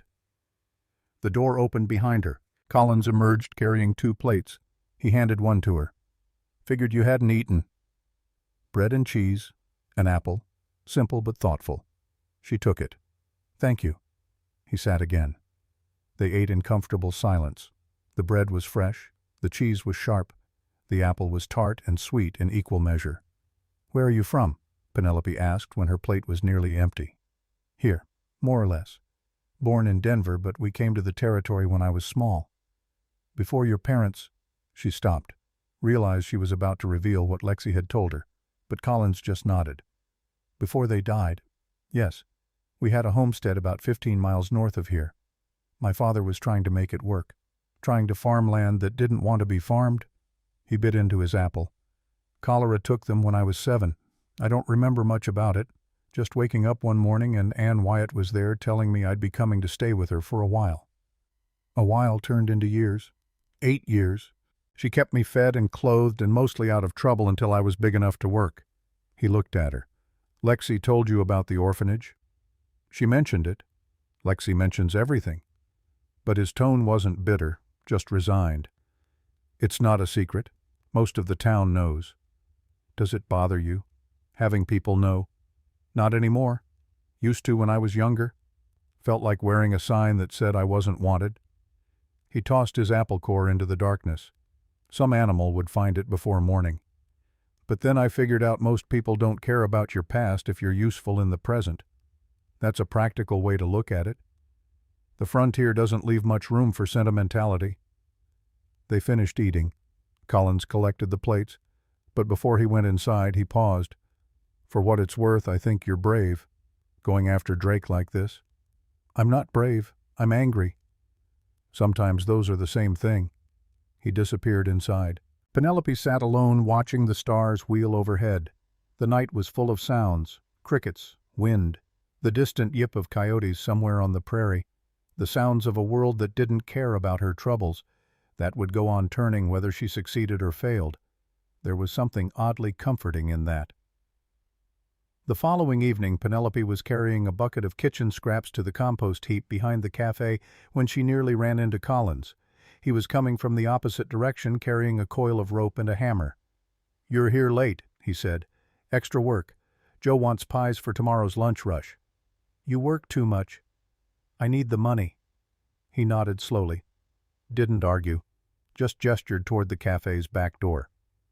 "Joe keeps a cook fire going out here most nights. Boils wash water. Have you eaten?" "Not yet." "Come on. I'll heat some beans." They sat on overturned crates near the fire. Tin plates balanced on their knees. The beans were simple. Just beans and salt pork and a little molasses. But they were hot and filling and better than nothing. The fire crackled and sparked. The smoke drifted upward into the darkening sky. Around them, Silver Bend was settling into night. Lamplight appeared in windows. The saloon piano started up. Someone laughed. The sound carried clear through the evening air. "Why did you come west?" Collins asked suddenly. The question caught her off guard. "Looking for work." "That's not a reason. That's an excuse." She bristled. "What's the difference? A reason is true. An excuse is what you tell strangers." They'd never had a conversation like this, never pushed past the polite surface into anything real. She could deflect, could change the subject, could stand up and walk away. But something about the fire and the darkness and the way he'd asked direct but not demanding made her answer honestly. "I was running from someone." "Who?" "My brother-in-law. After my sister died." She stared at her plate. "He thought I owed him. Thought I should repay the room and board he'd provided in ways that had nothing to do with money." Collins went very still. "Did he hurt you?" "He tried, once. I left before he could try again." The silence stretched. When she finally looked up, Collins's jaw was tight, his knuckles white where he gripped his plate. "I'm sorry," he said quietly. "That you had to run. That he made you feel unsafe. It's over now. He's in Kansas. I'm here. You sure he won't follow?" He doesn't care enough to bother. I'm not worth the trouble to him. Then he's a fool. The words were simple, direct, but they landed with unexpected weight. She met his eyes across the fire, saw something there that made her chest tighten. "Why did you help me?" she asked.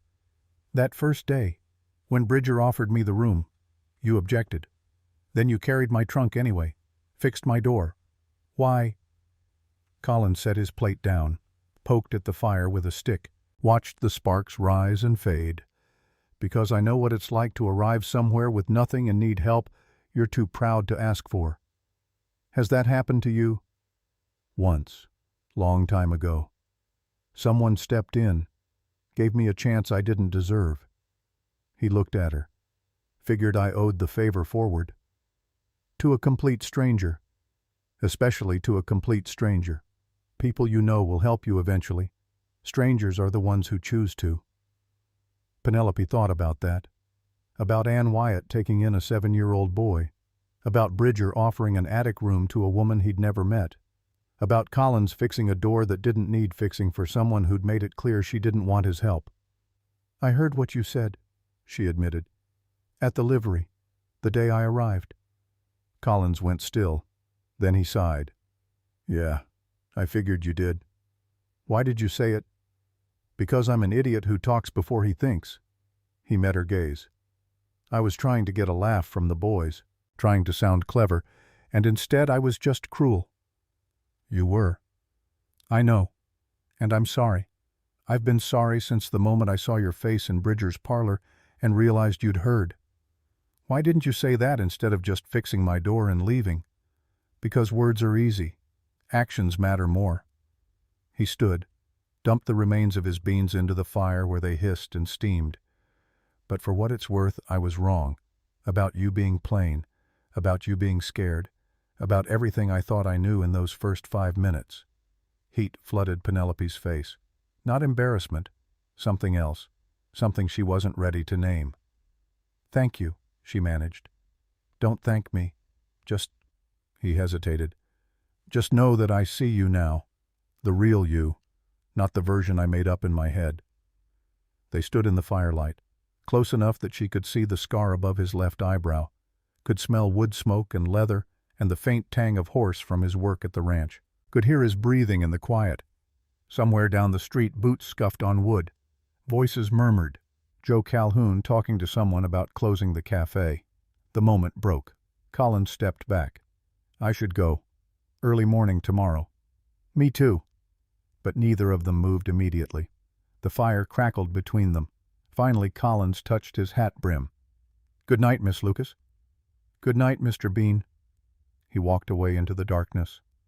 She stood by the fire until it burned down to coals, until the cold made her shiver, until she couldn't think of any more reasons to stay. Back at the boarding house, she climbed to her attic room, lay on the bed fully clothed, stared at the ceiling where shadows danced in the lamplight. She'd come to Silver Bend to escape, to start over, to build something new. She hadn't expected to find anything beyond survival, certainly hadn't expected to find someone who saw her, really saw her, and didn't look away. Sleep came slowly. When it did, she dreamed of fire and stars, and the sound of Collins's voice saying, "I see you now." 2 days later, Penelope approached Collins on the boarding house porch. He was oiling a bridle. The leather was dark and worn but still strong. His hands moved with practiced ease. "I know where Drake is staying," she said without preamble. Collins looked up. "You're sure?" "Dawson Young saw him heading to the cottonwood shacks last night, watched him go into the second lean-to from the end, the one with the canvas roof." "When do you want to go?" "Tonight, after supper service. I'll bring Bridger." "I'm coming too." He didn't argue this time, just nodded. "Meet me here at dusk. We'll go together." The rest of the day passed in a blur of nervous energy. Penelope burned one batch of biscuits, overcooked eggs, dropped a plate that shattered across the cafe floor. Joe didn't comment, but his expression grew more concerned as the shift progressed. "You all right, Miss Lucas?" "Fine, just tired." "Go home early. I can manage cleanup." "Are you sure?" "Go, before you break something expensive." She didn't argue. walked back to the boarding house in the afternoon heat. In her room she changed into her oldest dress, the one she wore for heavy cleaning. If they were going to the drifter camps, she didn't want to ruin her good clothes. She also counted her money again. $27.60 now. The extra wages from biscuits were adding up, but she still needed that $12. Needed it badly enough to risk confronting a con man in his own territory. At dusk, she went downstairs, found Collins and Bridger waiting on the porch. Both wore serious expressions. Bridger had brought a length of cord. Collins had a hammer tucked into his belt. "Ready?" Bridger asked. "Ready?" They walked together through town, down Main Street, past the closed shops, past the saloon where the piano was already playing, past the church standing white and alone at the edge of everything, then onto the dirt track that led toward the river. The cottonwood shacks appeared after 10 minutes, rough structures patched together from scrap wood and canvas. Smoke rose from a few. Voices murmured. Someone coughed. The smell was unwashed bodies and rotting food and desperation. "Stay close," Collins said quietly. They approached the second lean-to. Canvas roof stretched over wooden frames. Gaps in the walls showed lamplight inside. Collins knocked. The sound was loud in the evening quiet. Footsteps inside. The door, just a piece of canvas hung over the opening, pulled back. Marshal Drake stood there. His eyes widened when he saw them. He tried to slam the canvas shut, but Collins jammed his foot in the gap. "We need to talk. I don't know what you sold Miss Lucas a fake receipt, $12 for a room that doesn't exist." Bridger's voice was level, hard. "You're giving it back." Drake's expression shifted, calculating, looking for an angle. "That was a legitimate, show me the bill of sale from Bridger Rowland." Drake's eyes darted sideways. He shoved the canvas hard, knocked Collins back, bolted past them into the dusk. Collins swore and sprinted after him. Bridger followed. Penelope ran too. Drake was fast, but Collins was faster. They raced through the camp, past startled drifters, past cook fires and sleeping rolls and the debris of lives lived on the margins. Drake stumbled over a root, fell. Collins was on him in a second. They rolled in the dirt, Drake kicking and clawing, Collins pinning him face down. "Stay down!" Bridger arrived with the cord. Together they tied Drake's wrists, hauled him to his feet, marched him back toward the lean-to. He was breathing hard, face flushed. "You can't do this. I haven't done anything wrong." "Then you won't mind if we search your camp," Penelope said. Inside the lean-to, she found exactly what she expected, a battered trunk. When she opened it, evidence spilled out. Fake receipts, a wax seal, bottles of ink, and a small cash box. "Count it," Collins said. She opened the box. Inside were coins and bills and a folded letter. She unfolded the letter first, read it by lamplight. Her breath caught. "What is it?" Bridger asked. She read aloud, "To whom it may concern. The bearer of this note is obligated to pay the sum of $75 to the Silver Bend Church Orphanage by September 1st in repayment of funds borrowed for the burial of his late wife. Signed, Ann Wyatt, matron." Silence fell, thick and heavy. Penelope looked at Drake. His face had gone pale. "You borrowed from the orphanage." "My wife died of fever 2 years back." His voice cracked. "I had no money for a coffin. Ann Wyatt loaned me $75. I've been trying to pay it back ever since." "By cheating innocent people." Collins's voice was hard. "I didn't know what else to do." "You could have worked honestly." "Could have." Collins stopped. Something in his expression changed, softened slightly, or maybe just grew more complicated. Penelope counted the cash box, $73, including her 12. "This isn't enough to cover everyone he cheated." "That's all I have," Drake said miserably. Collins stood abruptly. "Then I'll cover the rest. But you're coming with us. You're going to explain yourself to Ann Wyatt, face to face." Drake looked like he might be sick. They left the lean-to, started back toward town. Halfway across the field between the shacks and the river road, thunder rumbled overhead. The first drops of rain began to fall. Within minutes the storm broke in earnest. Rain hammered down. The river road turned to mud. The wagon path flooded. Bridger swore. "We can't cross this tonight. We'll have to wait until morning."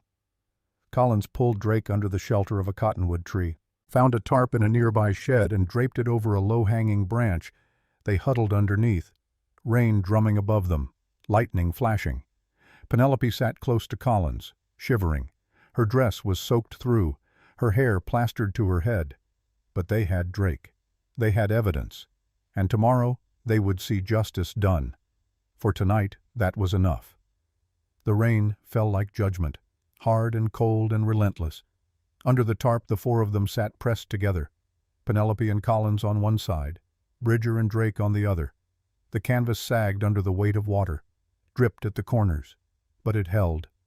Bridger had dozed off leaning against the cottonwood trunk. His breathing was deep and regular. Drake sat with his head drooping, exhausted or defeated or both. His wrists were still tied but loosely now. He wasn't going anywhere in this weather. Collins shifted closer to Penelope. She felt the warmth of him through her wet clothes, felt his shoulder against hers. Neither of them spoke for a long time, just listened to the rain and the thunder rolling across the prairie like distant cannons. "You did good tonight," Collins said quietly. "We haven't accomplished anything yet. You tracked him down, found the evidence. That's not nothing." Penelope pulled the tarp tighter around her shoulders. The cash box sat at her feet. $73. Her 12 plus 61 more from other victims, people she'd never met, people Drake had cheated the same way he'd cheated her. "Do you really think Anne will forgive him?" she asked. "Anne forgives most things. It's her gift and her burden." "What about you? Would you forgive him?" Collins was quiet for a moment. "I don't know. Part of me understands desperation, what it makes people do, but another part thinks there's always a choice, even when it doesn't feel like it." "Is that what you learned at the orphanage?" "That's what I learned everywhere." He glanced at her. "You made a choice. To leave Kansas, to come here, to go after Drake instead of just accepting the loss." "I didn't have much choice." "You had more than you think." The rain eased slightly, not stopping but lessening.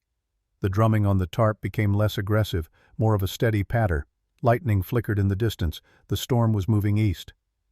"Tell me about the orphanage," Penelope said. "What was it like?" Collins shifted, uncomfortable with the question or with the memories it stirred. Crowded. Loud.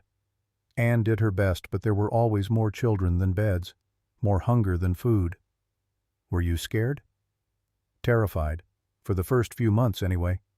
He paused. "I was angry, too. At my parents for dying. At God for letting it happen. At the other kids for existing." "What changed?" "Anne. She didn't let me stay angry. Didn't coddle me either. Just put me to work, gave me chores, made me useful." He smiled slightly. "Hard to stay angry when you're too busy hauling water and chopping wood. Is that when you learned carpentry?" "Some of it. The rest I picked up at the ranch." He looked at her directly. "Anne taught me that work matters, that making yourself useful is how you earn your place in the world. It's not about deserving or not deserving. It's about contributing. That's why you fix doors that don't need fixing. Doors always need fixing. You just don't always notice until they stick." Penelope almost smiled. Almost. But the cold and the exhaustion and the uncertainty of what came next kept it from forming fully. She pulled her knees up to her chest, wrapped her arms around them, tried to conserve warmth. Collins noticed. He pulled off his jacket, still damp but warmer than nothing, and draped it over her shoulders. "Here. You'll freeze." "I've been colder." She wanted to argue, wanted to hand it back, but the warmth was too welcome. She pulled the jacket tighter and smelled leather and wood smoke and something distinctly Collins. The scent was oddly comforting. They sat in silence. The rain continued its steady rhythm. Somewhere in the darkness, a night bird called. Another answered. The sounds of the world carrying on despite human drama. "Can I ask you something?" Collins said after a while. "You can ask." "Why biscuits?" The question surprised her. "What do you mean?" "You could make anything, pies, cakes, fancy pastries, but you chose biscuits. Why?" Penelope thought about her mother's kitchen, about Sunday mornings when the house smelled of butter and flour, about Sarah sitting at the table waiting for the first batch to come out of the oven, about the simple pleasure of breaking open something warm and watching steam rise. "Because biscuits are honest," she said finally. "You can't fake a good biscuit, can't cover up mistakes with frosting or fancy decoration. Either you know what you're doing or you don't. And you like that, the honesty. I like that people can taste the difference, like that the work shows. Collins nodded slowly. That makes sense. For you. What does that mean? Just that you value things that are real, that can't be faked or prettied up. He gestured at the tarp above them, at the rain and the darkness and the tied-up con man sitting 3 feet away. Even in this, you didn't want to just forget about the $12, didn't want to move on and pretend it never happened. You wanted the truth and my money back. Same thing in this case. She supposed he was right. The money mattered. But what mattered more was the principle. The refusal to be cheated without consequence. The insistence that wrongs should be made right even when it was difficult. Her mother had been like that.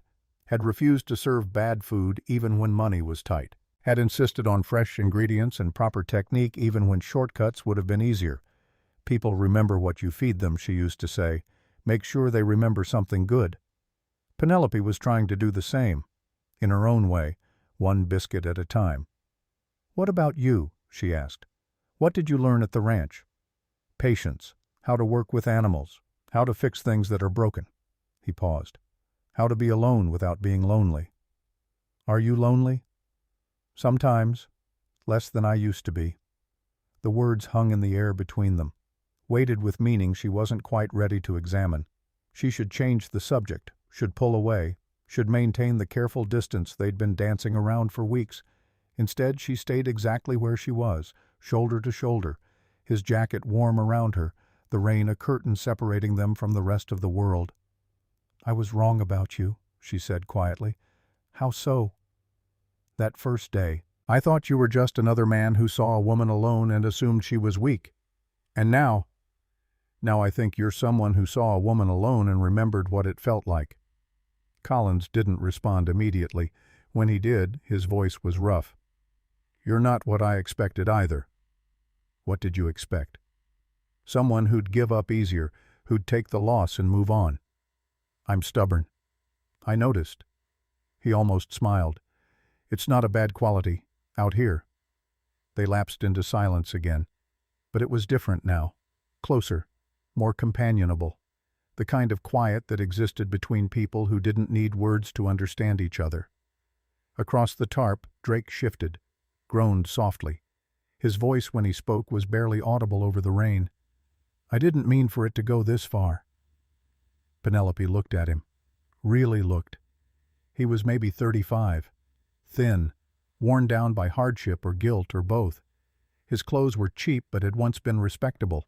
His hands were ink-stained, not from labor but from writing, from creating the fake documents that had funded his desperate scheme. How did it start? She asked. Drake raised his head. The usual way. Wife got sick. Fever came on sudden. By the time we got her to a doctor, it was too late. His voice cracked.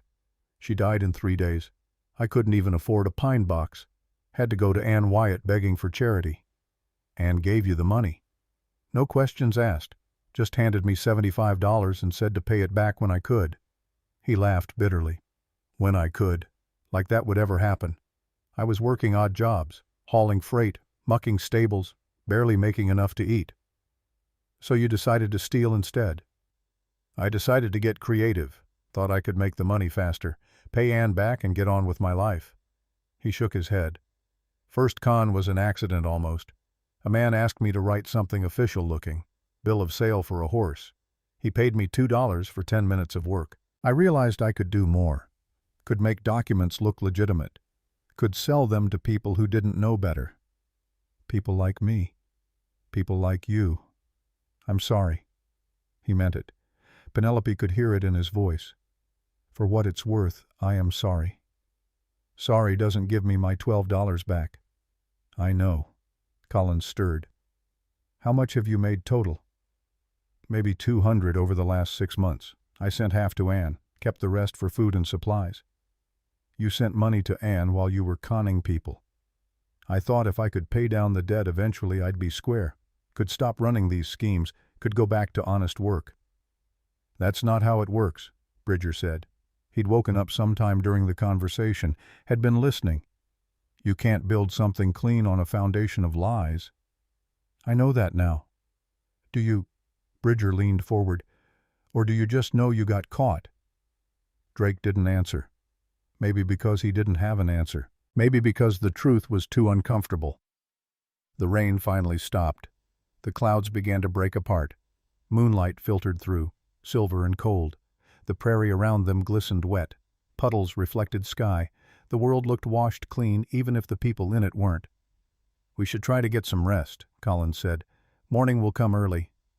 Penelope doubted she'd sleep, was certain the cold and wet and adrenaline would keep her awake, but exhaustion was a powerful thing. Within minutes she felt her eyes growing heavy, felt herself listing sideways. The last thing she remembered was Collins's arm coming around her shoulders, steadying her, keeping her warm, and his voice low and gentle. "I've got you. Sleep." So she did. Dawn came gray and cold. Penelope woke stiff and aching. Her dress was still damp. Her hair had come loose from its pins. She sat up slowly and found Collins already awake. He was crouched at the edge of the tarp, checking the river road. "How does it look?" Bridger asked. He was stretching, working out the kinks from a night on hard ground. "Passable, barely." Collins stood. "If we go now, we can probably make it before the sun bakes the mud too hard." They packed up the tarp. Collins untied Drake's wrists, but kept a hand on his shoulder, a reminder that running would be pointless. They started across the muddy expanse toward town. The going was slow. The ground sucked at their boots. Twice Penelope nearly lost her balance. Each time Collins was there. A steadying hand, a word of encouragement. They made it across and stood on solid ground looking back at the river road. "That could have been worse," Bridger observed. "Could have been better, too," Collins said, but he was smiling slightly. They walked into Silver Bend as the sun was rising. Main Street was empty except for a few early risers, the baker lighting his ovens, the blacksmith already at his forge, the town waking up to another day. At the boarding house they stopped. Penelope was acutely aware of how she must look. Muddy, disheveled, her dress ruined and her hair a disaster, but she didn't care. They had Drake. They had evidence. That was what mattered. "I need to change," she said. "Then I'll meet you at the orphanage." "We should go together," Collins said. "I'll be quick." She hurried upstairs to her attic room, stripped off her wet dress and hung it to dry, put on her spare dress, the navy blue with the small buttons, pinned up her hair as best she could, looked at herself in the small mirror above the washstand. She looked different. Not physically, but something in her eyes had changed. A hardness that hadn't been there before. Or maybe a clarity. She'd tracked down a con man, had confronted him in his camp, had spent the night in a rainstorm planning justice. Her mother would have been proud. Sarah, too. The thought made her chest tighten, but it was a good ache, the kind that came from honoring memory instead of drowning in it. Downstairs the others were waiting. Drake looked smaller in the daylight, less threatening. Just a man who'd made bad choices and was about to face the consequences. They walked together to the orphanage. The building sat on the western edge of town where houses gave way to open land. It was long and low, white clapboard with a wide porch. Behind it a fenced yard where children played. Even from a distance Penelope could hear them, laughter and shouting, the sounds of a game being invented or argued over, the sounds of childhood carrying on despite hardship. Ann Wyatt stood on the porch sweeping. She looked up as they approached. Her expression shifted from welcome to concern when she saw Drake with his hands bound and his face haggard. "Collins, Bridger, Miss Lucas." She set down her broom. "What's happened?" "We need to talk to you about Marshall Drake," Collins said. "About the money he owes you." Ann's eyes widened. "Come inside." They filed into the orphanage kitchen. It was clean but sparse. A long wooden table, benches on either side, a cast-iron stove in the corner, shelves lined with mismatched dishes, everything worn but well maintained. Ann gestured for them to sit. She remained standing. Her gaze on Drake was steady. "Marshall, I wondered if I'd ever see you again." "Mrs. Wyatt, Drake's voice failed. "Collins, perhaps you should explain." Collins laid out the whole story, the fake receipts, the cons, the money collected from unsuspecting victims, the $73 in the cash box, Drake's desperate attempt to pay back his debt through dishonest means. Ann listened without interrupting. Her face remained neutral, but Penelope saw her hands tighten on the back of a chair. When Collins finished, she turned to Drake. "Is this true?" "Yes, ma'am. All of it. All of it. I'm sorry. I know that doesn't fix anything, but I am sorry." Anne walked to the window, looked out at the children playing. Her shoulders rose and fell with a deep breath. When she turned back, her expression was complicated, sad but not surprised, disappointed but not angry. "When I loaned you that money, Marshall, I didn't expect it back quickly. Your wife had just died. You were grieving. I told you to take your time." "I know. So, why this? Why cheat people instead of just asking for more time?" "Because I was ashamed. Because the debt kept growing in my head even though you'd never asked for a single payment. Because I thought if I could just get ahead of it." He stopped. "There's no good reason. I made bad choices." "You did." Anne's voice was firm. "And those choices hurt innocent people." She turned to Penelope. "You were one of his victims, I understand." "Yes, ma'am. $12 for a room that didn't exist." "I'm deeply sorry. Marshall's debts are not your burden to bear." She looked at the cash box on the table. "How much is in there?" $73, Bridger said. Anne did the math quickly. "So 12 to Miss Lucas. That leaves 61. How many other victims?" "At least 15 that we know of," Collins said. "Maybe more." "Then the money needs to be divided among them. Every person Marshall cheated should be repaid." She fixed Drake with a look. "Do you have a list of names?" "In my lean-to, a ledger. I kept track." "Of course you did." Anne's tone was dry. "Always meticulous, even in dishonesty." Drake flinched, but he didn't argue. Penelope studied Anne, trying to understand how a woman could be so calm in the face of such betrayal, how she could speak of forgiveness and restitution without visible anger. "What will happen to him?" Penelope asked. Anne considered. "That depends. On Marshall, on the law, on whether he's willing to make things right." "I am," Drake said quickly. "I'll do whatever it takes." "Words are easy, Marshall. I need to see actions." Anne sat down at the table, folded her hands. "Here's what I propose. You will work off your debt. Every penny you owe to me and to every person you cheated. I'll hire you to do repairs around the orphanage. $2 weekly plus room and board. You'll live here, work here, and every cent you make goes toward restitution." "That could take years." 2 years at minimum, yes." Anne's gaze was steady. "Or you can take your chances with the territorial judge when he comes through next month. Fraud carries serious penalties, possibly prison time." Drake went pale. I'll work. I'll work as long as it takes." "Good. Then we have an understanding." Anne stood. "Bridger Collins, thank you for bringing this to me. Miss Lucas, I'll make sure you get your $12 back by the end of the week." "What about the others?" Penelope asked. "I'll track them down, make sure everyone is repaid." Anne's expression softened. "You did a brave thing, confronting Marshall like that. Not many people would have bothered." "It wasn't just about the money." "I know. It was about justice, about refusing to be cheated without consequence." Anne smiled slightly. "We need more people like you in Silver Bend." They left Drake with Anne and walked back toward town. The morning was warming, the mud beginning to dry. Silver Bend looked almost beautiful in the early light, the buildings golden, the mountains purple in the distance. "That went better than expected," Bridger observed. "Anne's good at finding the path between mercy and justice," Collins said. "Always has been." Penelope was quiet, thinking. Something about the whole situation bothered her. Not Drake's confession. That had rung true. But something else, something that didn't quite fit. "How much did Drake say he made?" she asked. Collins thought back. "About $200 over 6 months. And he sent half to Anne." "That's what he said." "But Anne never mentioned receiving any payments. Not once. She talked about loaning him the money, about expecting it back eventually. But she didn't say anything about him paying down the debt." Bridger frowned. "You're right. She didn't." "Maybe he was lying," Collins suggested. "Maybe he kept all the money for himself and just told us he was sending payments. Or maybe Anne was being discreet, didn't want to embarrass him by mentioning it in front of us." But Penelope didn't think so. Something in Anne's reaction had been wrong. Not false exactly, but incomplete.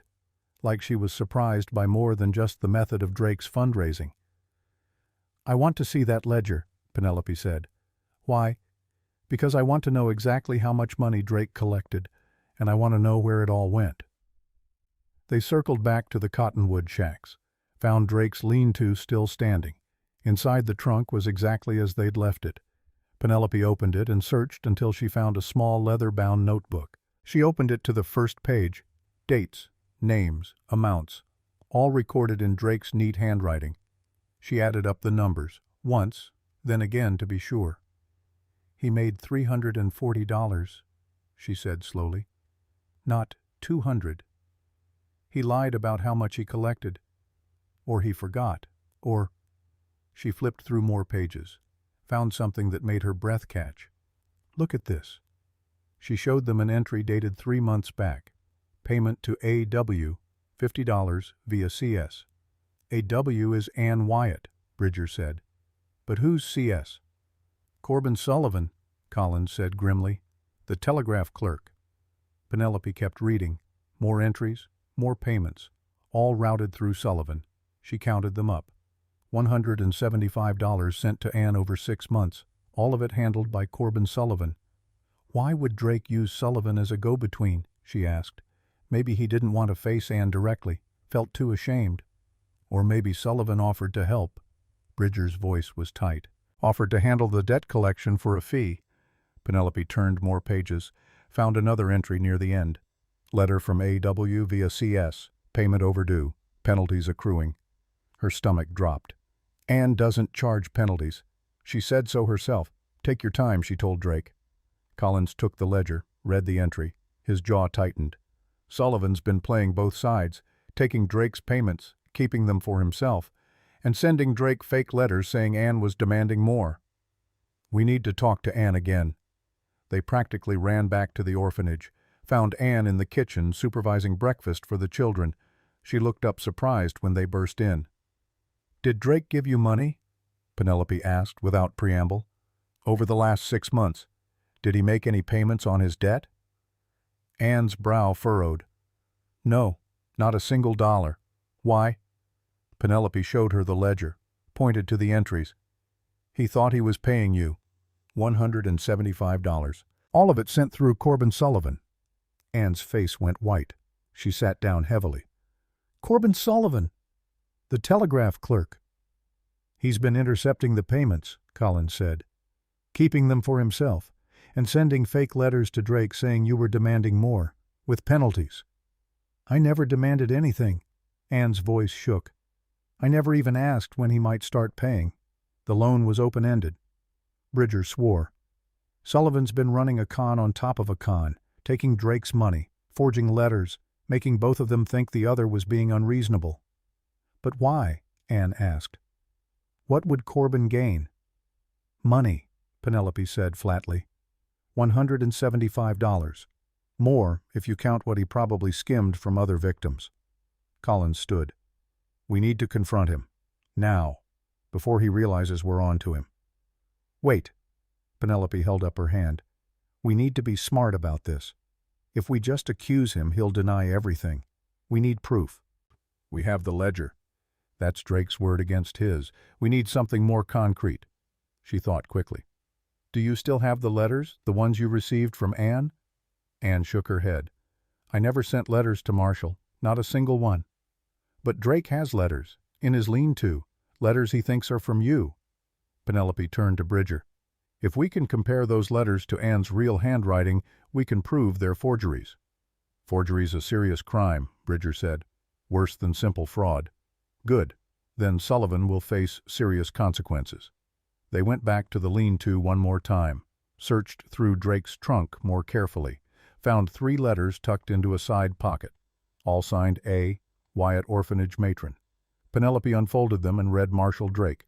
"Your debt is now overdue. I require immediate payment of no less than $25, or I will be forced to contact the territorial authorities about your failure to honor our agreement.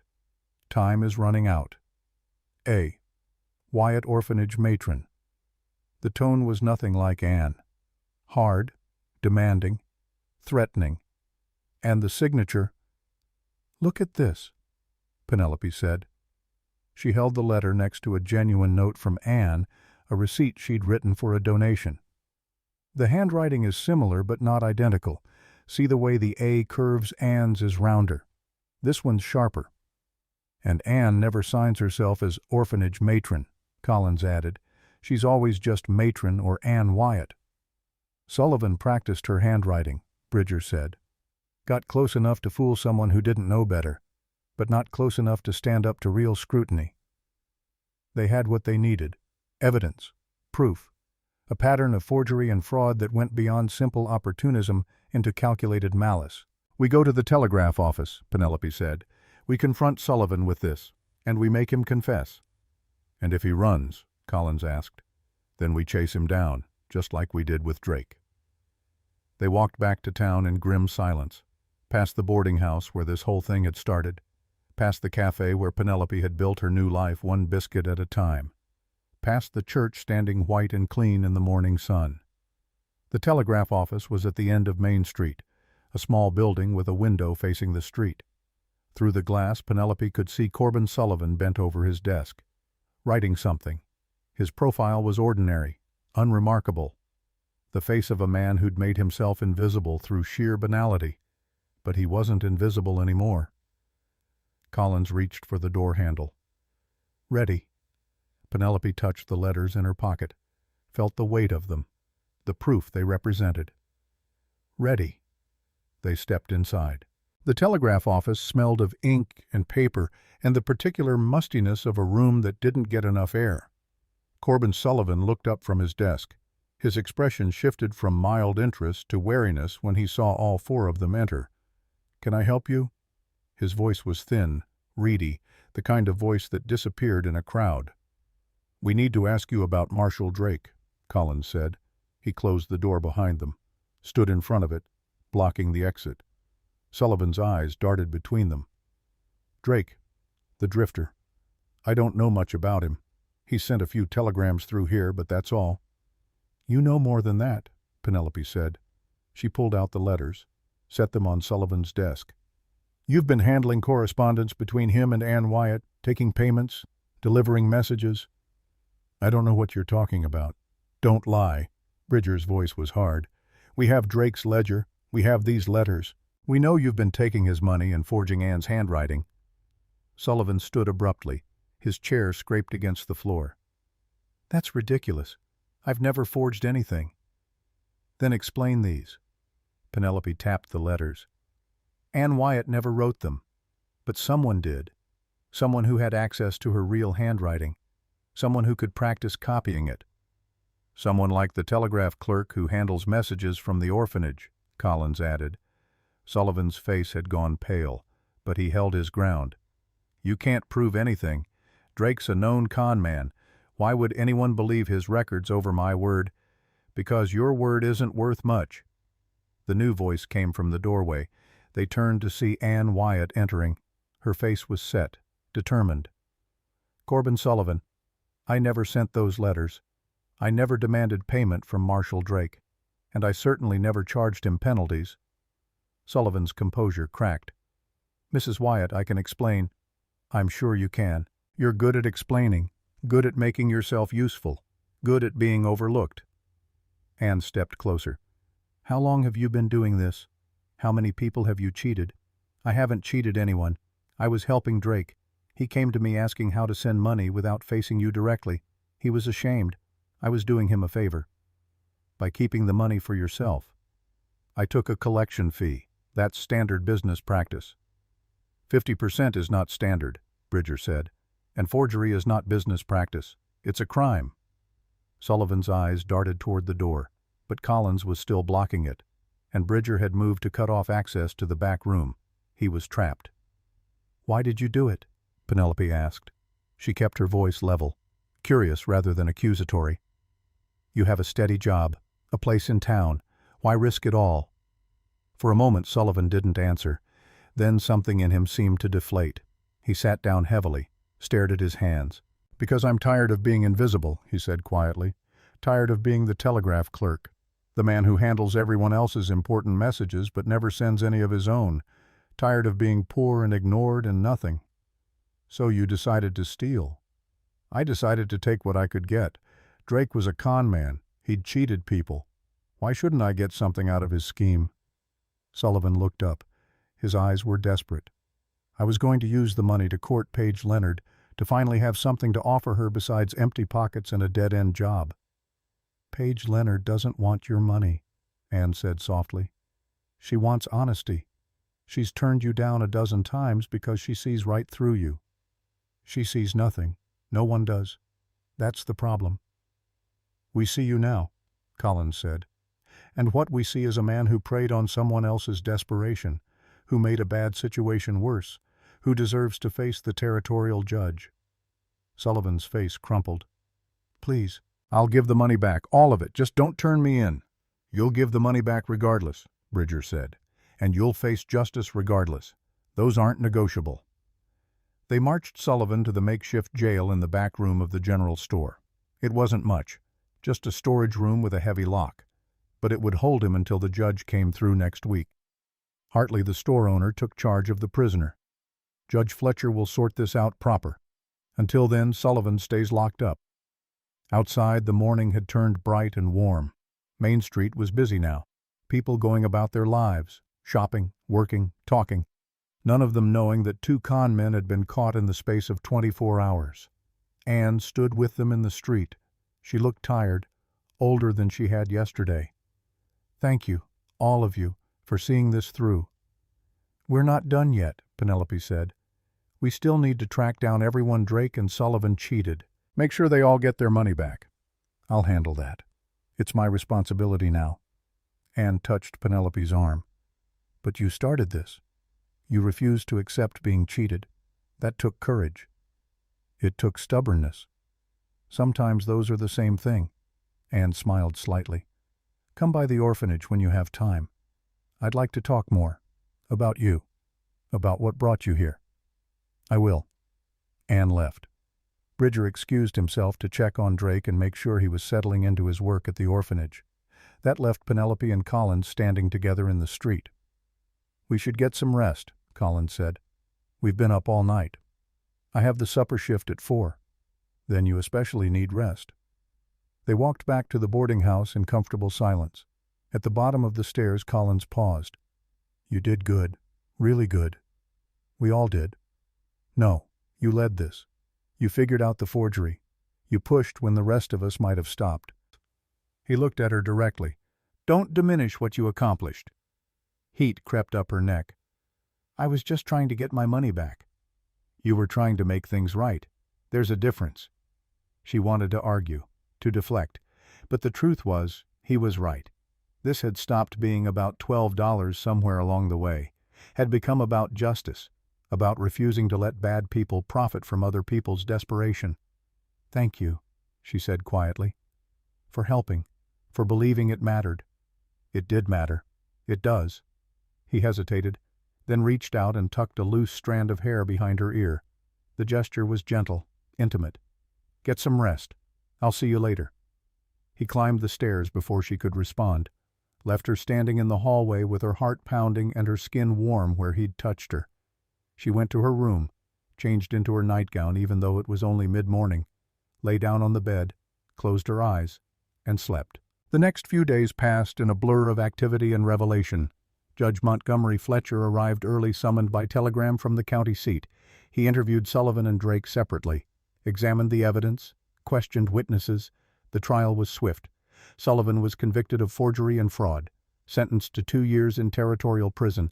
Drake, having confessed and agreed to work off his debts, received a suspended sentence contingent on completing his restitution. Anne tracked down 15 victims of Drake's cons, returned money to each one. Penelope got her $12 back on a Wednesday afternoon. The coins felt heavier than they should. Life at the cafe continued. The biscuits remained popular. Joe gave her another raise, 25 cents weekly, and started teaching her his recipes for stews and pies. She was learning, growing, building skills that would matter. But something had changed. Not just in town, though people looked at her differently now, with respect instead of curiosity, but in herself. She felt more solid, more certain, less like she was running and more like she'd arrived. Collins came to town more often, always with a reason. supplies needed, repairs to check.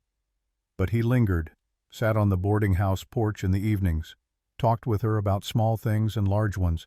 They never mentioned the night in the storm, never spoke directly about the way things had shifted between them, but it was there, in the way he looked at her, in the way she found excuses to be where he was, in the silence that felt fuller than words.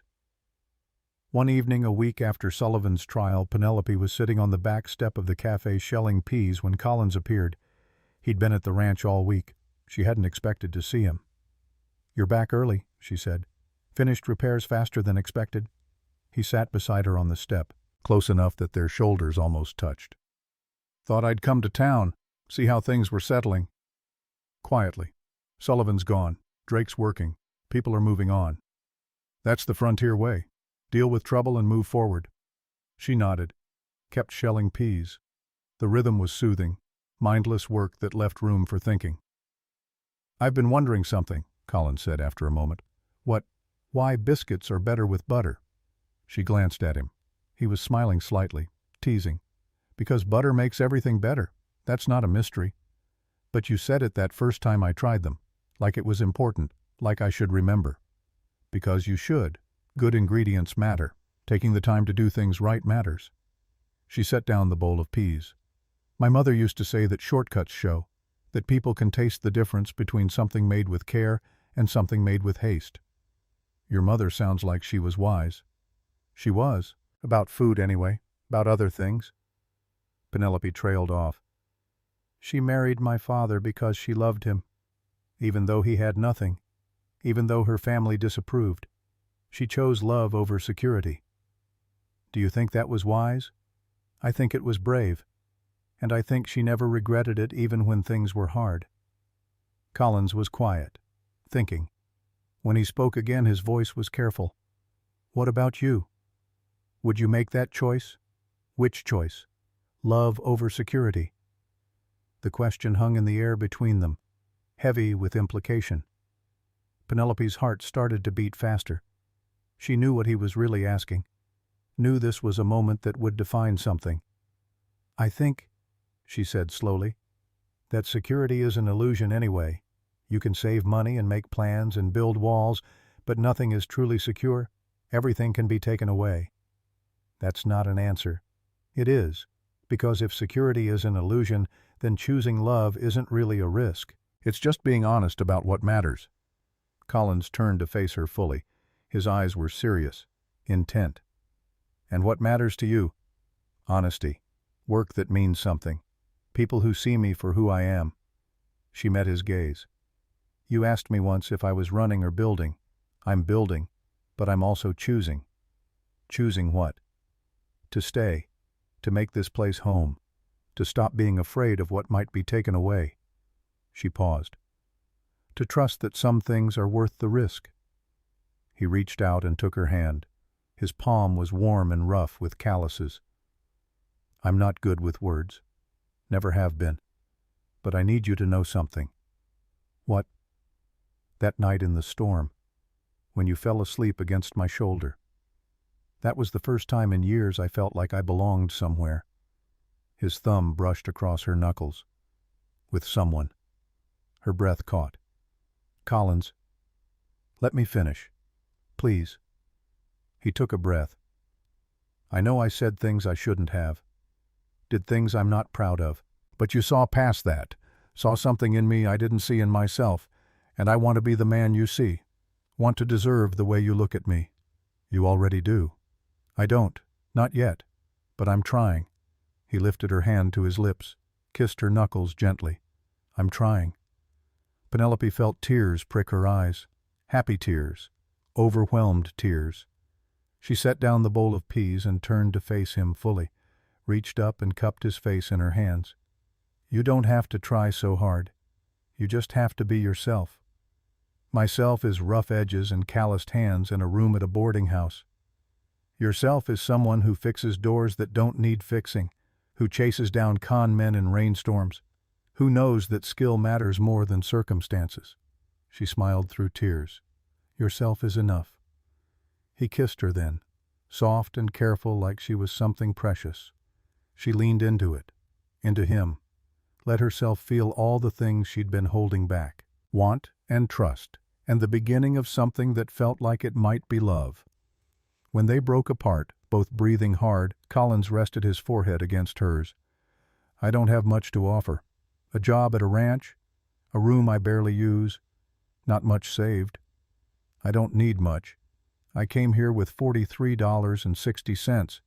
Anything beyond survival feels like abundance." "You deserve more than survival." "Maybe. But survival with you sounds better than abundance without you." He smiled. Really smiled. The kind that changed his whole face, made him look young and hopeful and entirely different from the guarded man she'd met 6 weeks ago. They sat on the back step, holding hands and watching the sun set behind the mountains. The sky turned orange and pink and purple. The town settled into evening. Somewhere a piano played. A dog barked. Life carried on around them while they sat in a bubble of their own making. "I should probably ask properly," Collins said eventually. "Ask what? If I can court you, if you'll let me come calling, do this the right way. The frontier isn't much for formality." "Maybe not. But you deserve formality, deserve to be courted properly." He squeezed her hand. "So I'm asking, may I court you, Penelope Lucas?" "Yes, Collins Bean, you may." They sat in the gathering darkness, content, at peace. Two people who'd both arrived in Silver Bend running from something, who'd found each other and decided to stop running, to start building instead. The future was uncertain. The frontier didn't make promises, but sitting there with Collins's hand warm in hers and the stars beginning to appear overhead, Penelope felt something she hadn't felt in a long time. Hope. Real, solid, tangible hope. And that was enough. 3 days later, a letter arrived from Kansas City. Penelope was at the cafe when Dawson Young brought it in. The stable boy also ran occasional errands for the mail coach. He handed her the envelope with dirt-smudged fingers. "Come in on yesterday's coach. Thought you'd want it right away." The handwriting on the envelope made her stomach drop. She recognized it immediately. Thomas Harper's cramped scrawl. Her brother-in-law had found her. She paid Dawson a nickel for his trouble and tucked the letter into her apron pocket. Finished her shift on autopilot. Burned 3 batches of biscuits. Joe noticed but didn't comment, just gave her a concerned look and told her to go home early. She walked back to the boarding house in a daze, climbed to her attic room, sat on the bed and stared at the envelope for a long time before opening it. The letter was brief, to the point. "Penelope, I know you are in Colorado territory working at a cafe in Silver Bend. I know you left without explanation or forwarding address. I know you think you can simply disappear and avoid your obligations to Sarah's memory and to this family. I am writing to inform you that I will be arriving in Silver Bend within 2 weeks to discuss your return to Kansas City. There are matters to be settled, property that belonged to Sarah, debts you may not be aware of. It is in your best interest to cooperate. I expect you to be available when I arrive. Do not make this more difficult than it needs to be. Thomas Harper." Penelope read it 3 times. Each time the words felt heavier, more threatening. He was coming. He'd found her, and he expected her to simply comply. She thought about running again, about packing her bag and disappearing before he arrived. She had money now, nearly $30 saved. She could go to Denver, or further. California, maybe. Somewhere Thomas would never find her. But the thought of running made her sick. She'd built something here, a job, a home, a place where people knew her name and respected her work. And Collins. She had Collins. She couldn't run. Wouldn't run. Not this time. There was a knock at her door. She opened it to find Lexi Warner standing in the hallway holding a plate of cookies. "I made snickerdoodles and I always make too many. Thought you might—" She stopped, looked at Penelope's face. "What's wrong?" "Nothing. I'm fine." "You're a terrible liar, dear. What happened?" Penelope hesitated, then showed her the letter. Lexi read it. Her expression darkened. "Who is Thomas Harper?" "My brother-in-law, my sister's widower. And he thinks he can just summon you back to Kansas, order you around like property. He thinks I owe him, room and board, obligations to Sarah's memory." Penelope sat on the bed. "He thinks I belong to him somehow." "That's absurd. You're a grown woman with a job and a life. You don't belong to anyone. Try telling him that. Lexi set down the cookies, sat beside Penelope. What are you going to do? I don't know. Part of me wants to run, but I'm tired of running. Then don't. Stand your ground. Tell him to his face that you're staying here. He won't accept that. Then make him accept it. You face down 2 con men. You can face down 1 self-important widower. Penelope wanted to believe that, wanted to feel as brave as Lexi seemed to think she was. But Thomas wasn't a stranger. He was family, or had been. And the thought of seeing him again made her feel small and frightened in ways she hadn't felt since leaving Kansas. I need to tell Collins, she said quietly. Tell him about Thomas, about why I really left Kansas City. She'd told Collins some of it, but not all, not the worst parts. He deserves to know. Lexi squeezed her hand. He'll understand, and he'll help. That man would walk through fire for you. You barely know him. I know enough. I've seen the way he looks at you, like you hung the moon and stars just for him. Lexi smiled. That's not a man who'll let some bully from Kansas run you off. Penelope hoped she was right. That evening she found Collins on the boarding house porch. He was oiling a saddle. The leather gleamed in the lamplight. He looked up when she approached, and his smile faded when he saw her expression. What happened? She showed him the letter, watched his face harden as he read.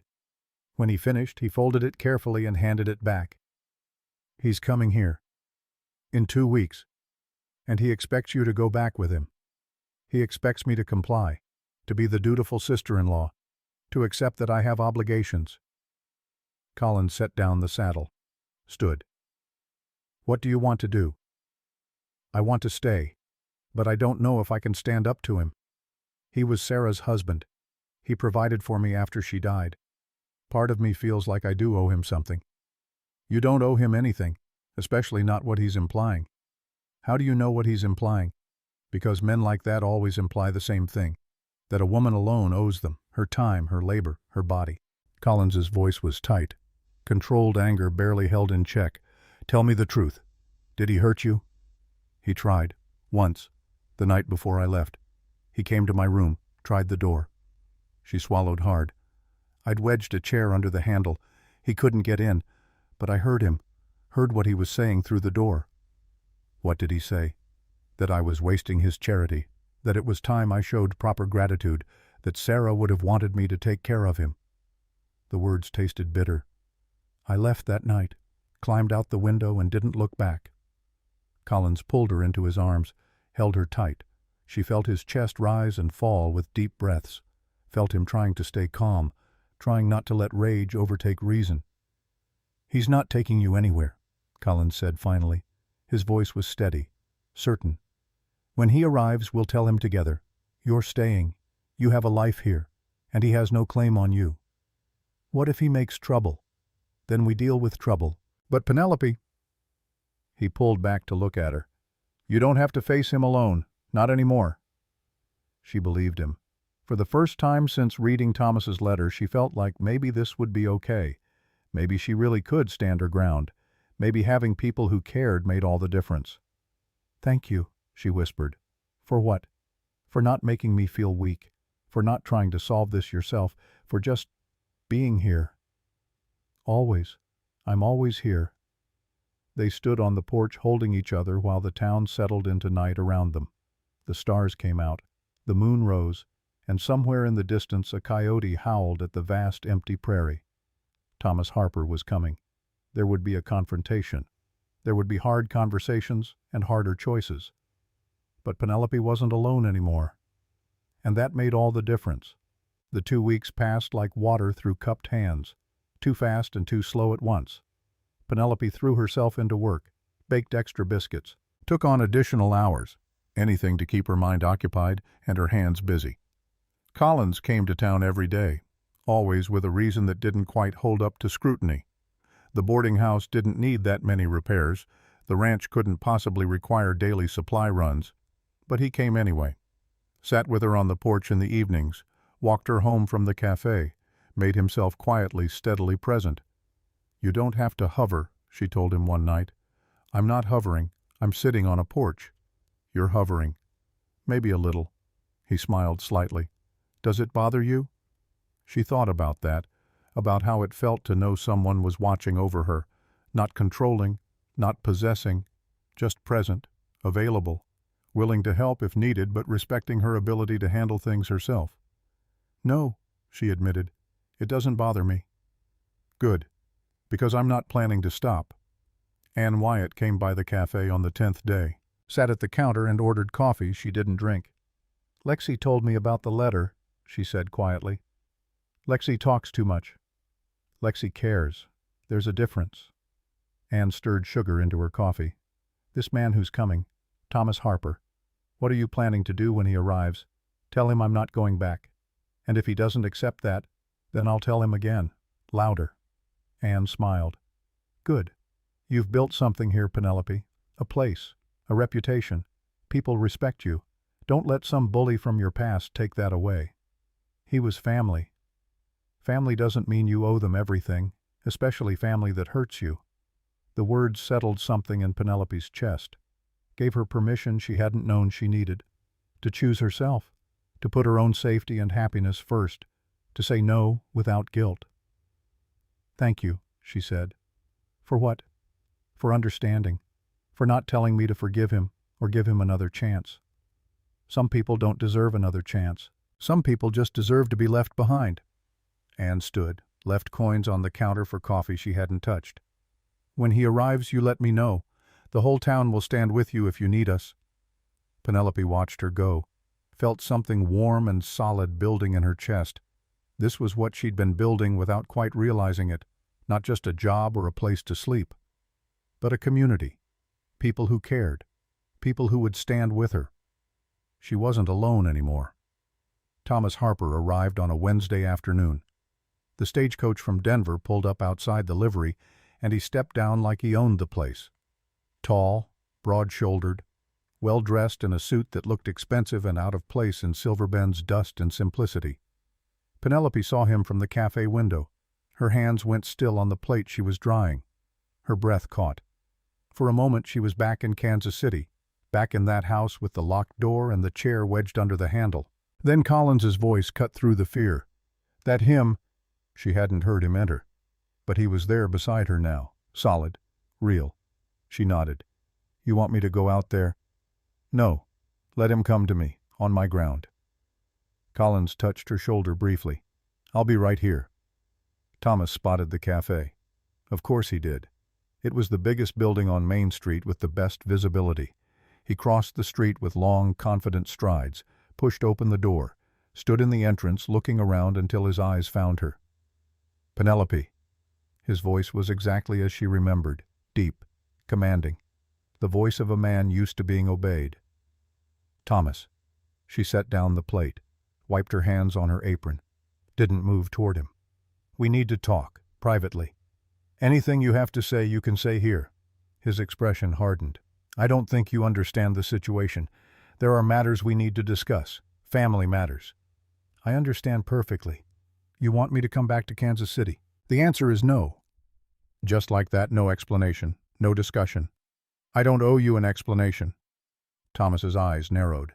He glanced around the cafe, at Joe watching from the kitchen, at the two customers lingering over their meals, at Collins standing quietly near the counter. "Who are these people?" "My employer, my customers, my friends." "Friends." He said it like a dirty word. "You ran away in the middle of the night, left me to explain to the neighbors why my sister-in-law disappeared without a word. Do you have any idea how that looked?" "I don't care how it looked." "You should. You made me look like a fool, or worse, like I'd done something to drive you away." "You did do something." Thomas went very still. "What did you tell these people?" "The truth. That you came to my room. That you made it clear you expected certain considerations in exchange for room and board." "That's a lie." "It's not. Sarah would be ashamed of you, spreading vicious rumors about the man who took you in when you had nowhere else to go." Collins moved, not aggressively, just a shift in posture that made him more present, more solid. Thomas noticed. His eyes flicked to Collins and then back to Penelope. "Is this your new arrangement, trading one roof for another?"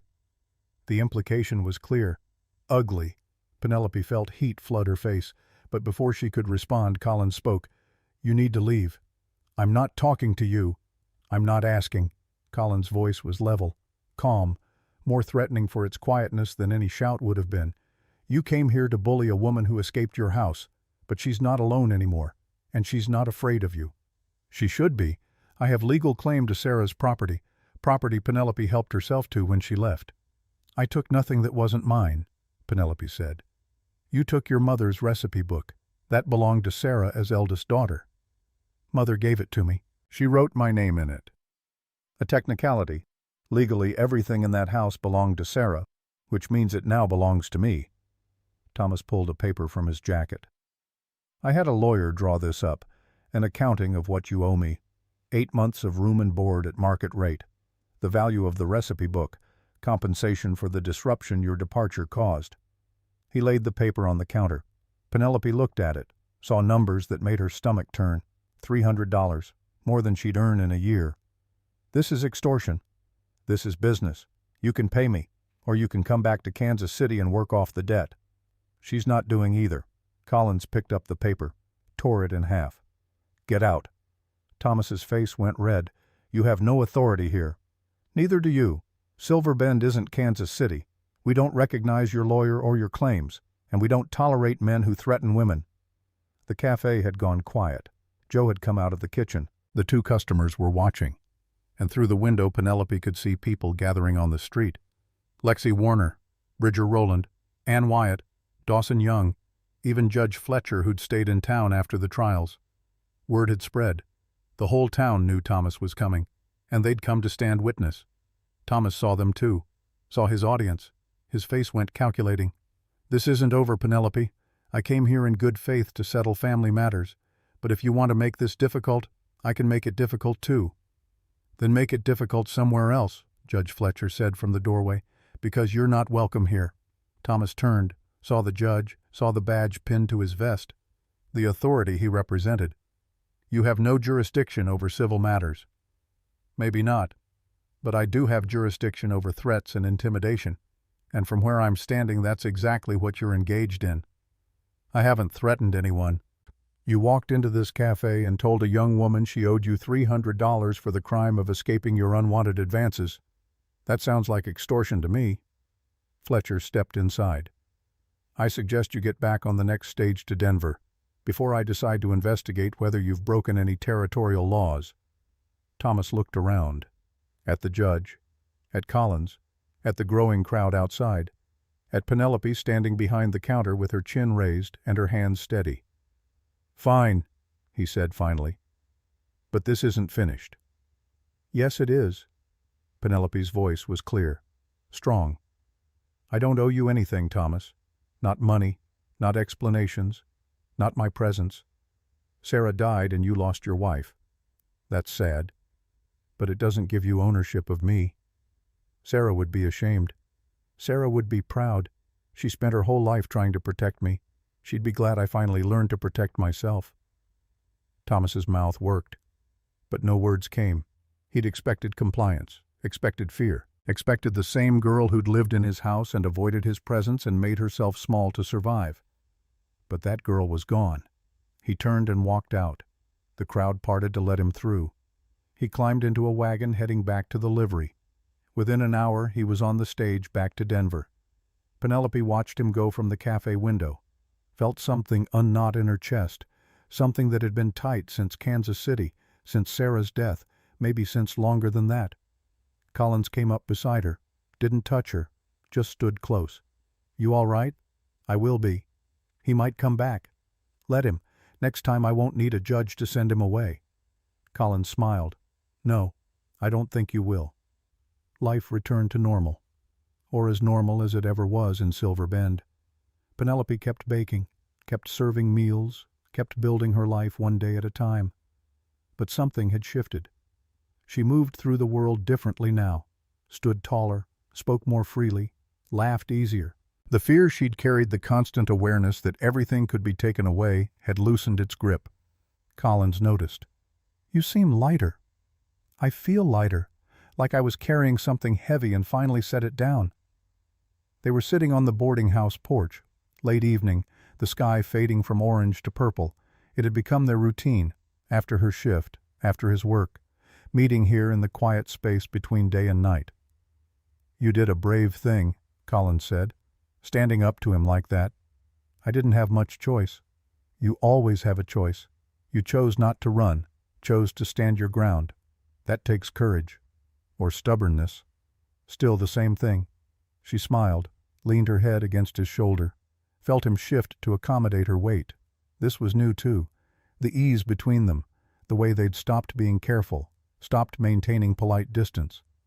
"Can I ask you something?" Collins said. "Always." "What do you want long-term, for your life?" The question surprised her, not because she hadn't thought about it, but because no one had ever asked. Her future had always been defined by other people. Her mother's plans, Sarah's marriage, Thomas's expectations. Even coming to Silver Bend had been about escape rather than destination. "I want to keep cooking," she said slowly. "Want to get good enough that people remember my food. Want to maybe open my own place someday." "Like Joe's Cafe?" "Maybe. Or maybe something different. A restaurant where people come for special occasions, where the food is worth traveling for." "That's ambitious. Is it too much?" "No, it's exactly enough." He paused. "What else?" "I want a family, someday. Kids who grow up knowing they're safe, who never have to be afraid in their own home." "That sounds good." "What about you? What do you want?" Collins was quiet for a moment, thinking. "I want to stop renting a room I barely use. Want to build something that's mine. A house, maybe. Some land. A place that feels permanent." "On the ranch?" "Maybe, or maybe here in town. Closer to—" He trailed off. "Closer to what?" "Closer to you." Her heart kicked. She sat up to look at him. His expression was serious, open in a way she wasn't used to seeing. "Collins, I know it's fast. I know we've only been courting a few weeks, but out here time moves different. You learn quick whether something's going to work or not. And you think this will work us?" "I think we already work. Have been working since the day you refused my help and I fixed your door anyway." She laughed. "Couldn't help it." "That's a strange way to mark the start of something." "Maybe, but it's true." He took her hand, laced their fingers together. "I'm not good at pretty words. Can't make speeches or promises that sound like poetry. But I can promise this: I see you, the real you, and I'm not going anywhere. Even when I'm stubborn, especially when you're stubborn. Even when I burn biscuits. You haven't burned biscuits in weeks. But if I did, then I'd eat them anyway and tell you they were perfect." She kissed him, right there on the boarding house porch where anyone could see. Didn't care who was watching or what they thought. Just kissed him like he was air, and she'd been holding her breath.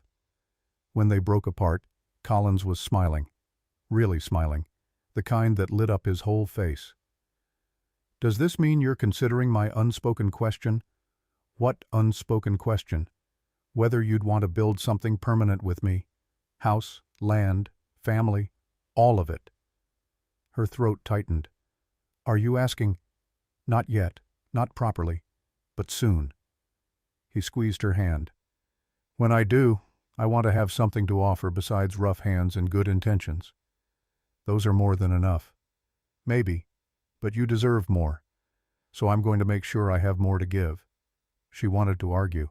Wanted to tell him she didn't need grand gestures or security, that she'd learned the hard way that safety was an illusion and the only real security came from choosing people who wouldn't hurt you.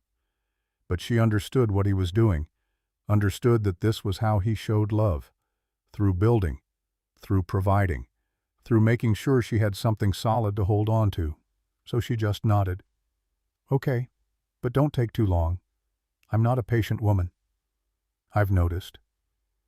They sat together as the stars came out, as the town settled into sleep, as the vast prairie night pressed close with all its silence and space and possibility. And Penelope felt something she'd never expected to feel again. Peace. Simple, uncomplicated peace. 3 weeks later, Collins disappeared. Not literally, but he stopped coming to town every day, stopped sitting on the porch in the evenings, sent word through Bridger that he was busy at the ranch. A project. Something important. He'd be back soon. Penelope tried not to worry, tried not to imagine the worst. But worry crept in anyway. What if he'd changed his mind? What if the reality of courting her, of building towards something permanent, had scared him off? Lexi tried to reassure her. Men get strange when they're planning something important. Just give him time. What if he's not planning anything? What if he just realized he doesn't want... Stop. That man looks at you like you're the only person in the world. He's not backing out. He's preparing. Preparing for what? Lexi just smiled. Infuriating woman. Anne was more direct. Collins is building you a house.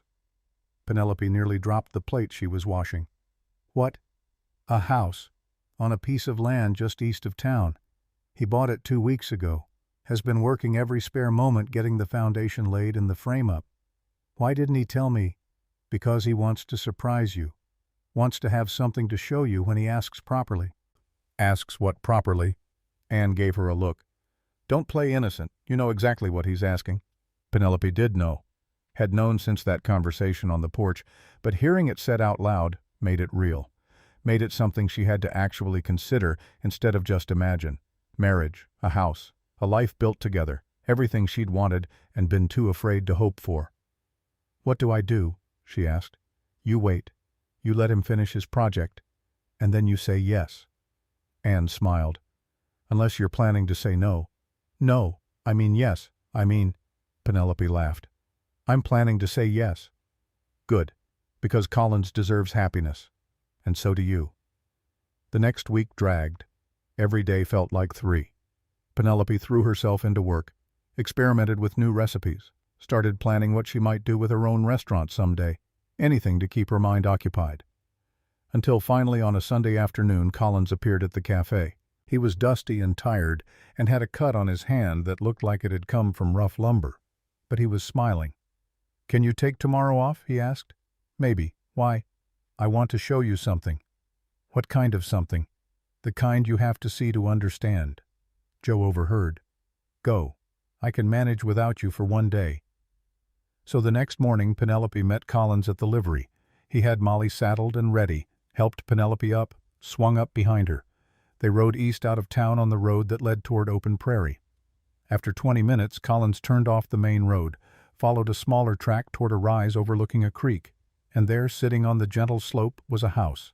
Not finished, but close. The frame was up, the roof was on. Windows were in place. The door hung straight. It was small, simple, but beautiful in its plainness. You built this, Penelope said, not a question.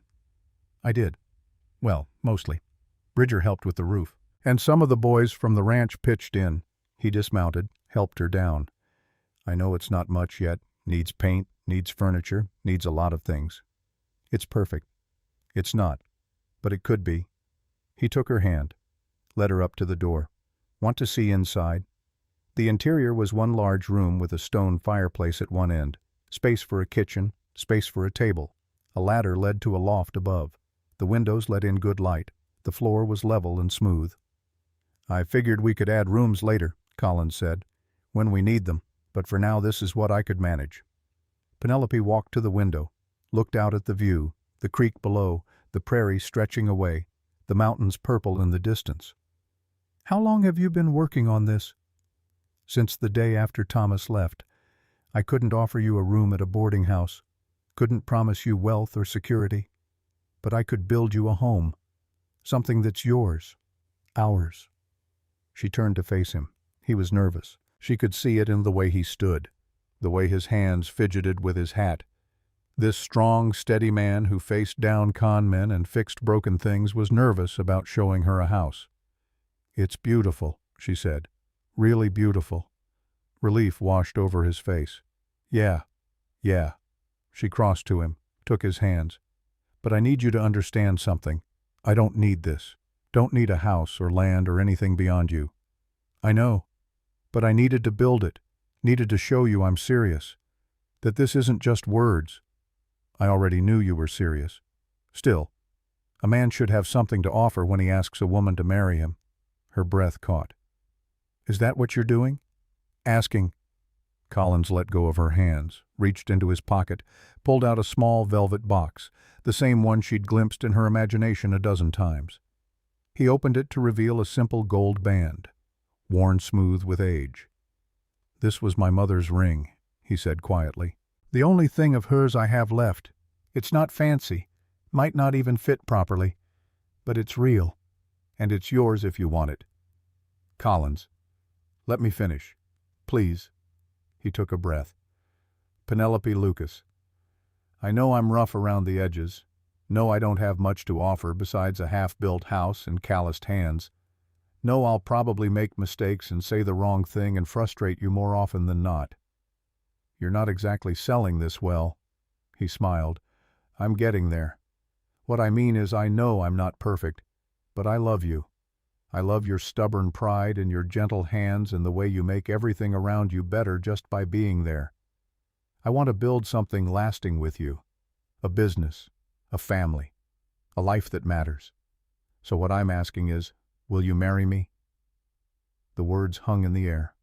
Simple, direct. Everything she could have wanted. Yes, she said. No hesitation. Yes, Collins Bean. I'll marry you. He slipped the ring onto her finger. It fit perfectly, like it had been waiting for her all along. Then he kissed her properly, right there in their half-finished house with sawdust on the floor and the smell of fresh lumber in the air. When they broke apart, both of them were smiling.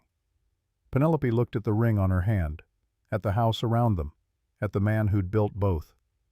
When, Collins asked. When what? When do you want to marry me? Soon. Tomorrow, if the minister's available. Tomorrow it is. They rode back to town holding hands. Told Bridger first, then Anne, then Lexi, who squealed and immediately started planning a dress. By evening, half the town knew. By the next morning, everyone knew. The wedding was set for Saturday evening, 5 days away. Time enough to prepare, but not so long that nerves could take over. Saturday evening came clear and cool. The small white church was packed. Ranch hands sat beside shopkeepers. Orphans from Anne's care filled the front pew. Even Marshall Drake was there working at the orphanage, now wearing leg irons but smiling genuinely. Penelope stood in the church's small back room wearing the blue wool dress Lexi had made. Simple, elegant, perfect for a frontier wedding.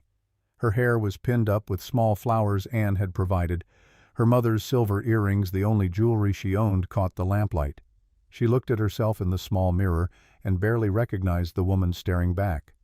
Not because she looked different, but because she looked happy, settled, like she'd finally found her place. Ready, dear? Anne stood in the doorway. Ready. No doubts? None. Good. Anne smiled. Because that man out there would wait forever if you asked him to, but I think he's hoping you won't. Penelope laughed, took a deep breath, walked to the doorway. The church fell quiet. The minister, Eric Pittman, stood at the front smiling, and beside him, Collins Bean waited in a borrowed suit with his hair slicked back and his hands steady. His eyes found hers, and in that look was everything. Recognition, promise, home. She walked down the aisle, not quickly, not slowly, just steady, sure. When she reached him, he took her hand, squeezed gently. You look beautiful, he whispered. You clean up pretty well yourself. Eric cleared his throat, smiled. Dearly beloved.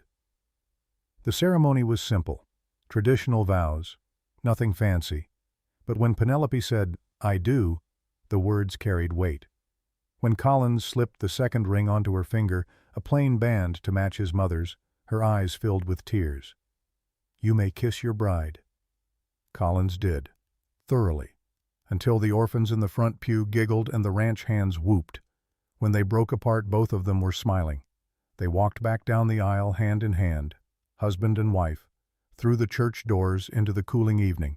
The reception was in the empty lot next to the church, tables made from sawhorses and planks, lanterns strung in the cottonwood trees, food that half the town had contributed. Joe had outdone himself.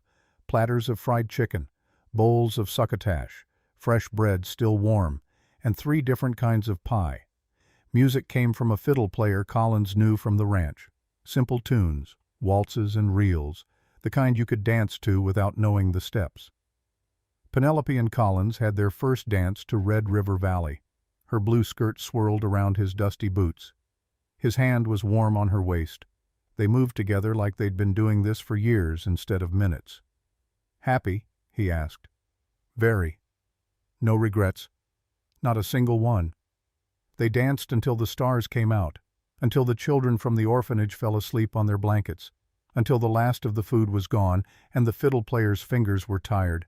Then they walked back to the boarding house. Up the stairs to Collins's room, their room now. He carried her over the threshold the way tradition demanded, set her down gently. "Welcome home, Mrs. Bean." "I've been home since the day you fixed my door." He smiled, kissed her, and the rest of the night was theirs alone. Morning came soft and golden. Penelope woke wrapped in Collins's arms with sunlight streaming through the window. For a moment she just lay there, listening to him breathe, feeling the solid warmth of him. This was real. This was hers. No one could take it away. Collins stirred, opened his eyes, smiled when he saw her watching. "Morning, wife." "Morning, husband. How does it feel?" "Good. Really good." She traced the scar above his eyebrow. "What happens now?" "Now we have breakfast. Then we start moving your things to the house." "It's not finished." "Finished enough. We can work on the rest together." They dressed slowly. No hurry, no rush. Made their way downstairs where Bridger had laid out breakfast, coffee and bread and the last of yesterday's pie. They ate quietly, contentedly. After breakfast they packed Penelope's belongings. Not much to pack. Her spare dress, her sewing kit, her mother's recipe book, a life that fit into one trunk and a carpet bag. Collins loaded everything onto a wagon. They drove out to the house together. The morning was clear and bright. The creek sparkled in the sunlight. The prairie grass moved like water in the wind. At the house, Collins carried her trunk inside, set it at the foot of what would be their bed once they had one. For now, they had bedrolls, simple furniture borrowed from the boarding house, enough to start. "We'll get more," Collins said. "Take our time, build it right." "I don't need more. This is enough." They spent the day making the house a home. Hung curtains Lexi had sewn, arranged furniture, set up the small kitchen. By evening it looked lived in, warm, theirs. That night they sat on the porch, just 2 boards and some posts, but it was a porch, and watched the sun set. The sky went orange and pink and purple. The mountains stood dark against the fading light. The creek below murmured its endless song. "Do you miss Kansas?" Collins asked. "No, not even a little. Not even your sister. I miss who Sarah was before she married, before life got hard, but I think she'd be happy for me now, happy I found this." "What about your mother?" "She'd love you, would love this house and this life and the fact that I'm using her recipes." Penelope leaned against his shoulder. "She always said the best thing you could do was make yourself useful, make yourself matter to someone." "You matter to me." "I know. You matter to me too." They sat in comfortable silence, the kind that existed between people who didn't need words to understand each other. The stars came out one by one. The moon rose over the prairie. The night sounds began. "I need to go back to the ranch tomorrow," Collins said. "Just for a few days, finish out my contract, then I'm done." "What will you do?" "Thought I might start my own place, small operation. Couple of horses maybe, see if I can make it work." He paused. "What about you, still thinking about your own restaurant?" "Someday. Right now I'm happy at Joe's, learning, building savings." She smiled. "Maybe in a few years when we have more put away." "We've got time." "We do. All the time in the world." The Silver Bend Inn and Cafe opened on a crisp October morning. Not a grand affair. No ribbon cutting or fancy speeches, just a quiet opening. Doors unlocked at 6. Breakfast service beginning at 6:30. But people came, drawn by the smell of biscuits and the reputation Penelope had built over the past year, drawn by curiosity about what Joe Calhoun and Penelope Bean had created together in the new brick building on the corner of Main and Cedar. The dining room seated 40. Seated, The kitchen was twice the size of Joe's old setup, living quarters above for Joe who'd decided to sell his old place and move into town properly. And in the back, a small private dining room, for special occasions, for the kind of meals people remembered. Penelope worked the breakfast shift, her hands steady on the biscuit dough, her timing perfect. Joe worked beside her, teaching, guiding, trusting her to carry half the weight now. Collins came in at 8, sat at the corner table and ordered coffee, watched her work with pride on his face. He had a horse farm now, just starting. 3 mares and a good stallion. People were already asking about breeding services, about training. They were building, both of them, not just a business, but a life. At 10, Ann Wyatt arrived with 2 of the orphan children. They'd come to help clean the church but stopped for a treat first. Penelope brought them fresh biscuits with butter and honey, watched them eat with the serious concentration children brought to good food. "These are wonderful," Ann said. "Your mother's recipe. With a few changes, I've been experimenting." "Keep experimenting. They're perfect." At noon, Lexi Warner swept in wearing a dress she'd made herself. Too many ruffles as usual, but her smile was genuine. "The whole town's talking about this place. You're going to be famous." "I don't want to be famous. I just want to cook good food." "Well, you're doing that." Lexi sat at the counter, ordered lunch. "Oh, I saw Marshall Drake yesterday. He's doing well. Finished his restitution early. Ann gave him a permanent position at the orphanage." "That's good. He deserves a second chance." "We all do." Lexi paused. "Speaking of which, Corbin Sullivan's sentence is up next month. Judge Fletcher thinks he'll head west when he gets out. California, maybe? Start fresh." Penelope thought about Sullivan, about the forgery and the greed and the desperate attempt to be noticed. She didn't forgive him, probably never would. But she hoped he found something better than what he'd had. Hoped he learned that being invisible wasn't the same as being worthless. The day passed in a blur of orders and conversations and the steady rhythm of work. By evening, when they closed, Penelope was exhausted, but it was a good exhaustion, the kind that came from doing something meaningful. Collins helped her clean up, wiped down tables, swept floors, washed dishes. They worked in comfortable silence, partners in every sense. "Good first day?" he asked. "Good first day. Think you'll make it?" "I think we'll make it, all of us. The restaurant, the horse farm, this life." He pulled her close, kissed her forehead.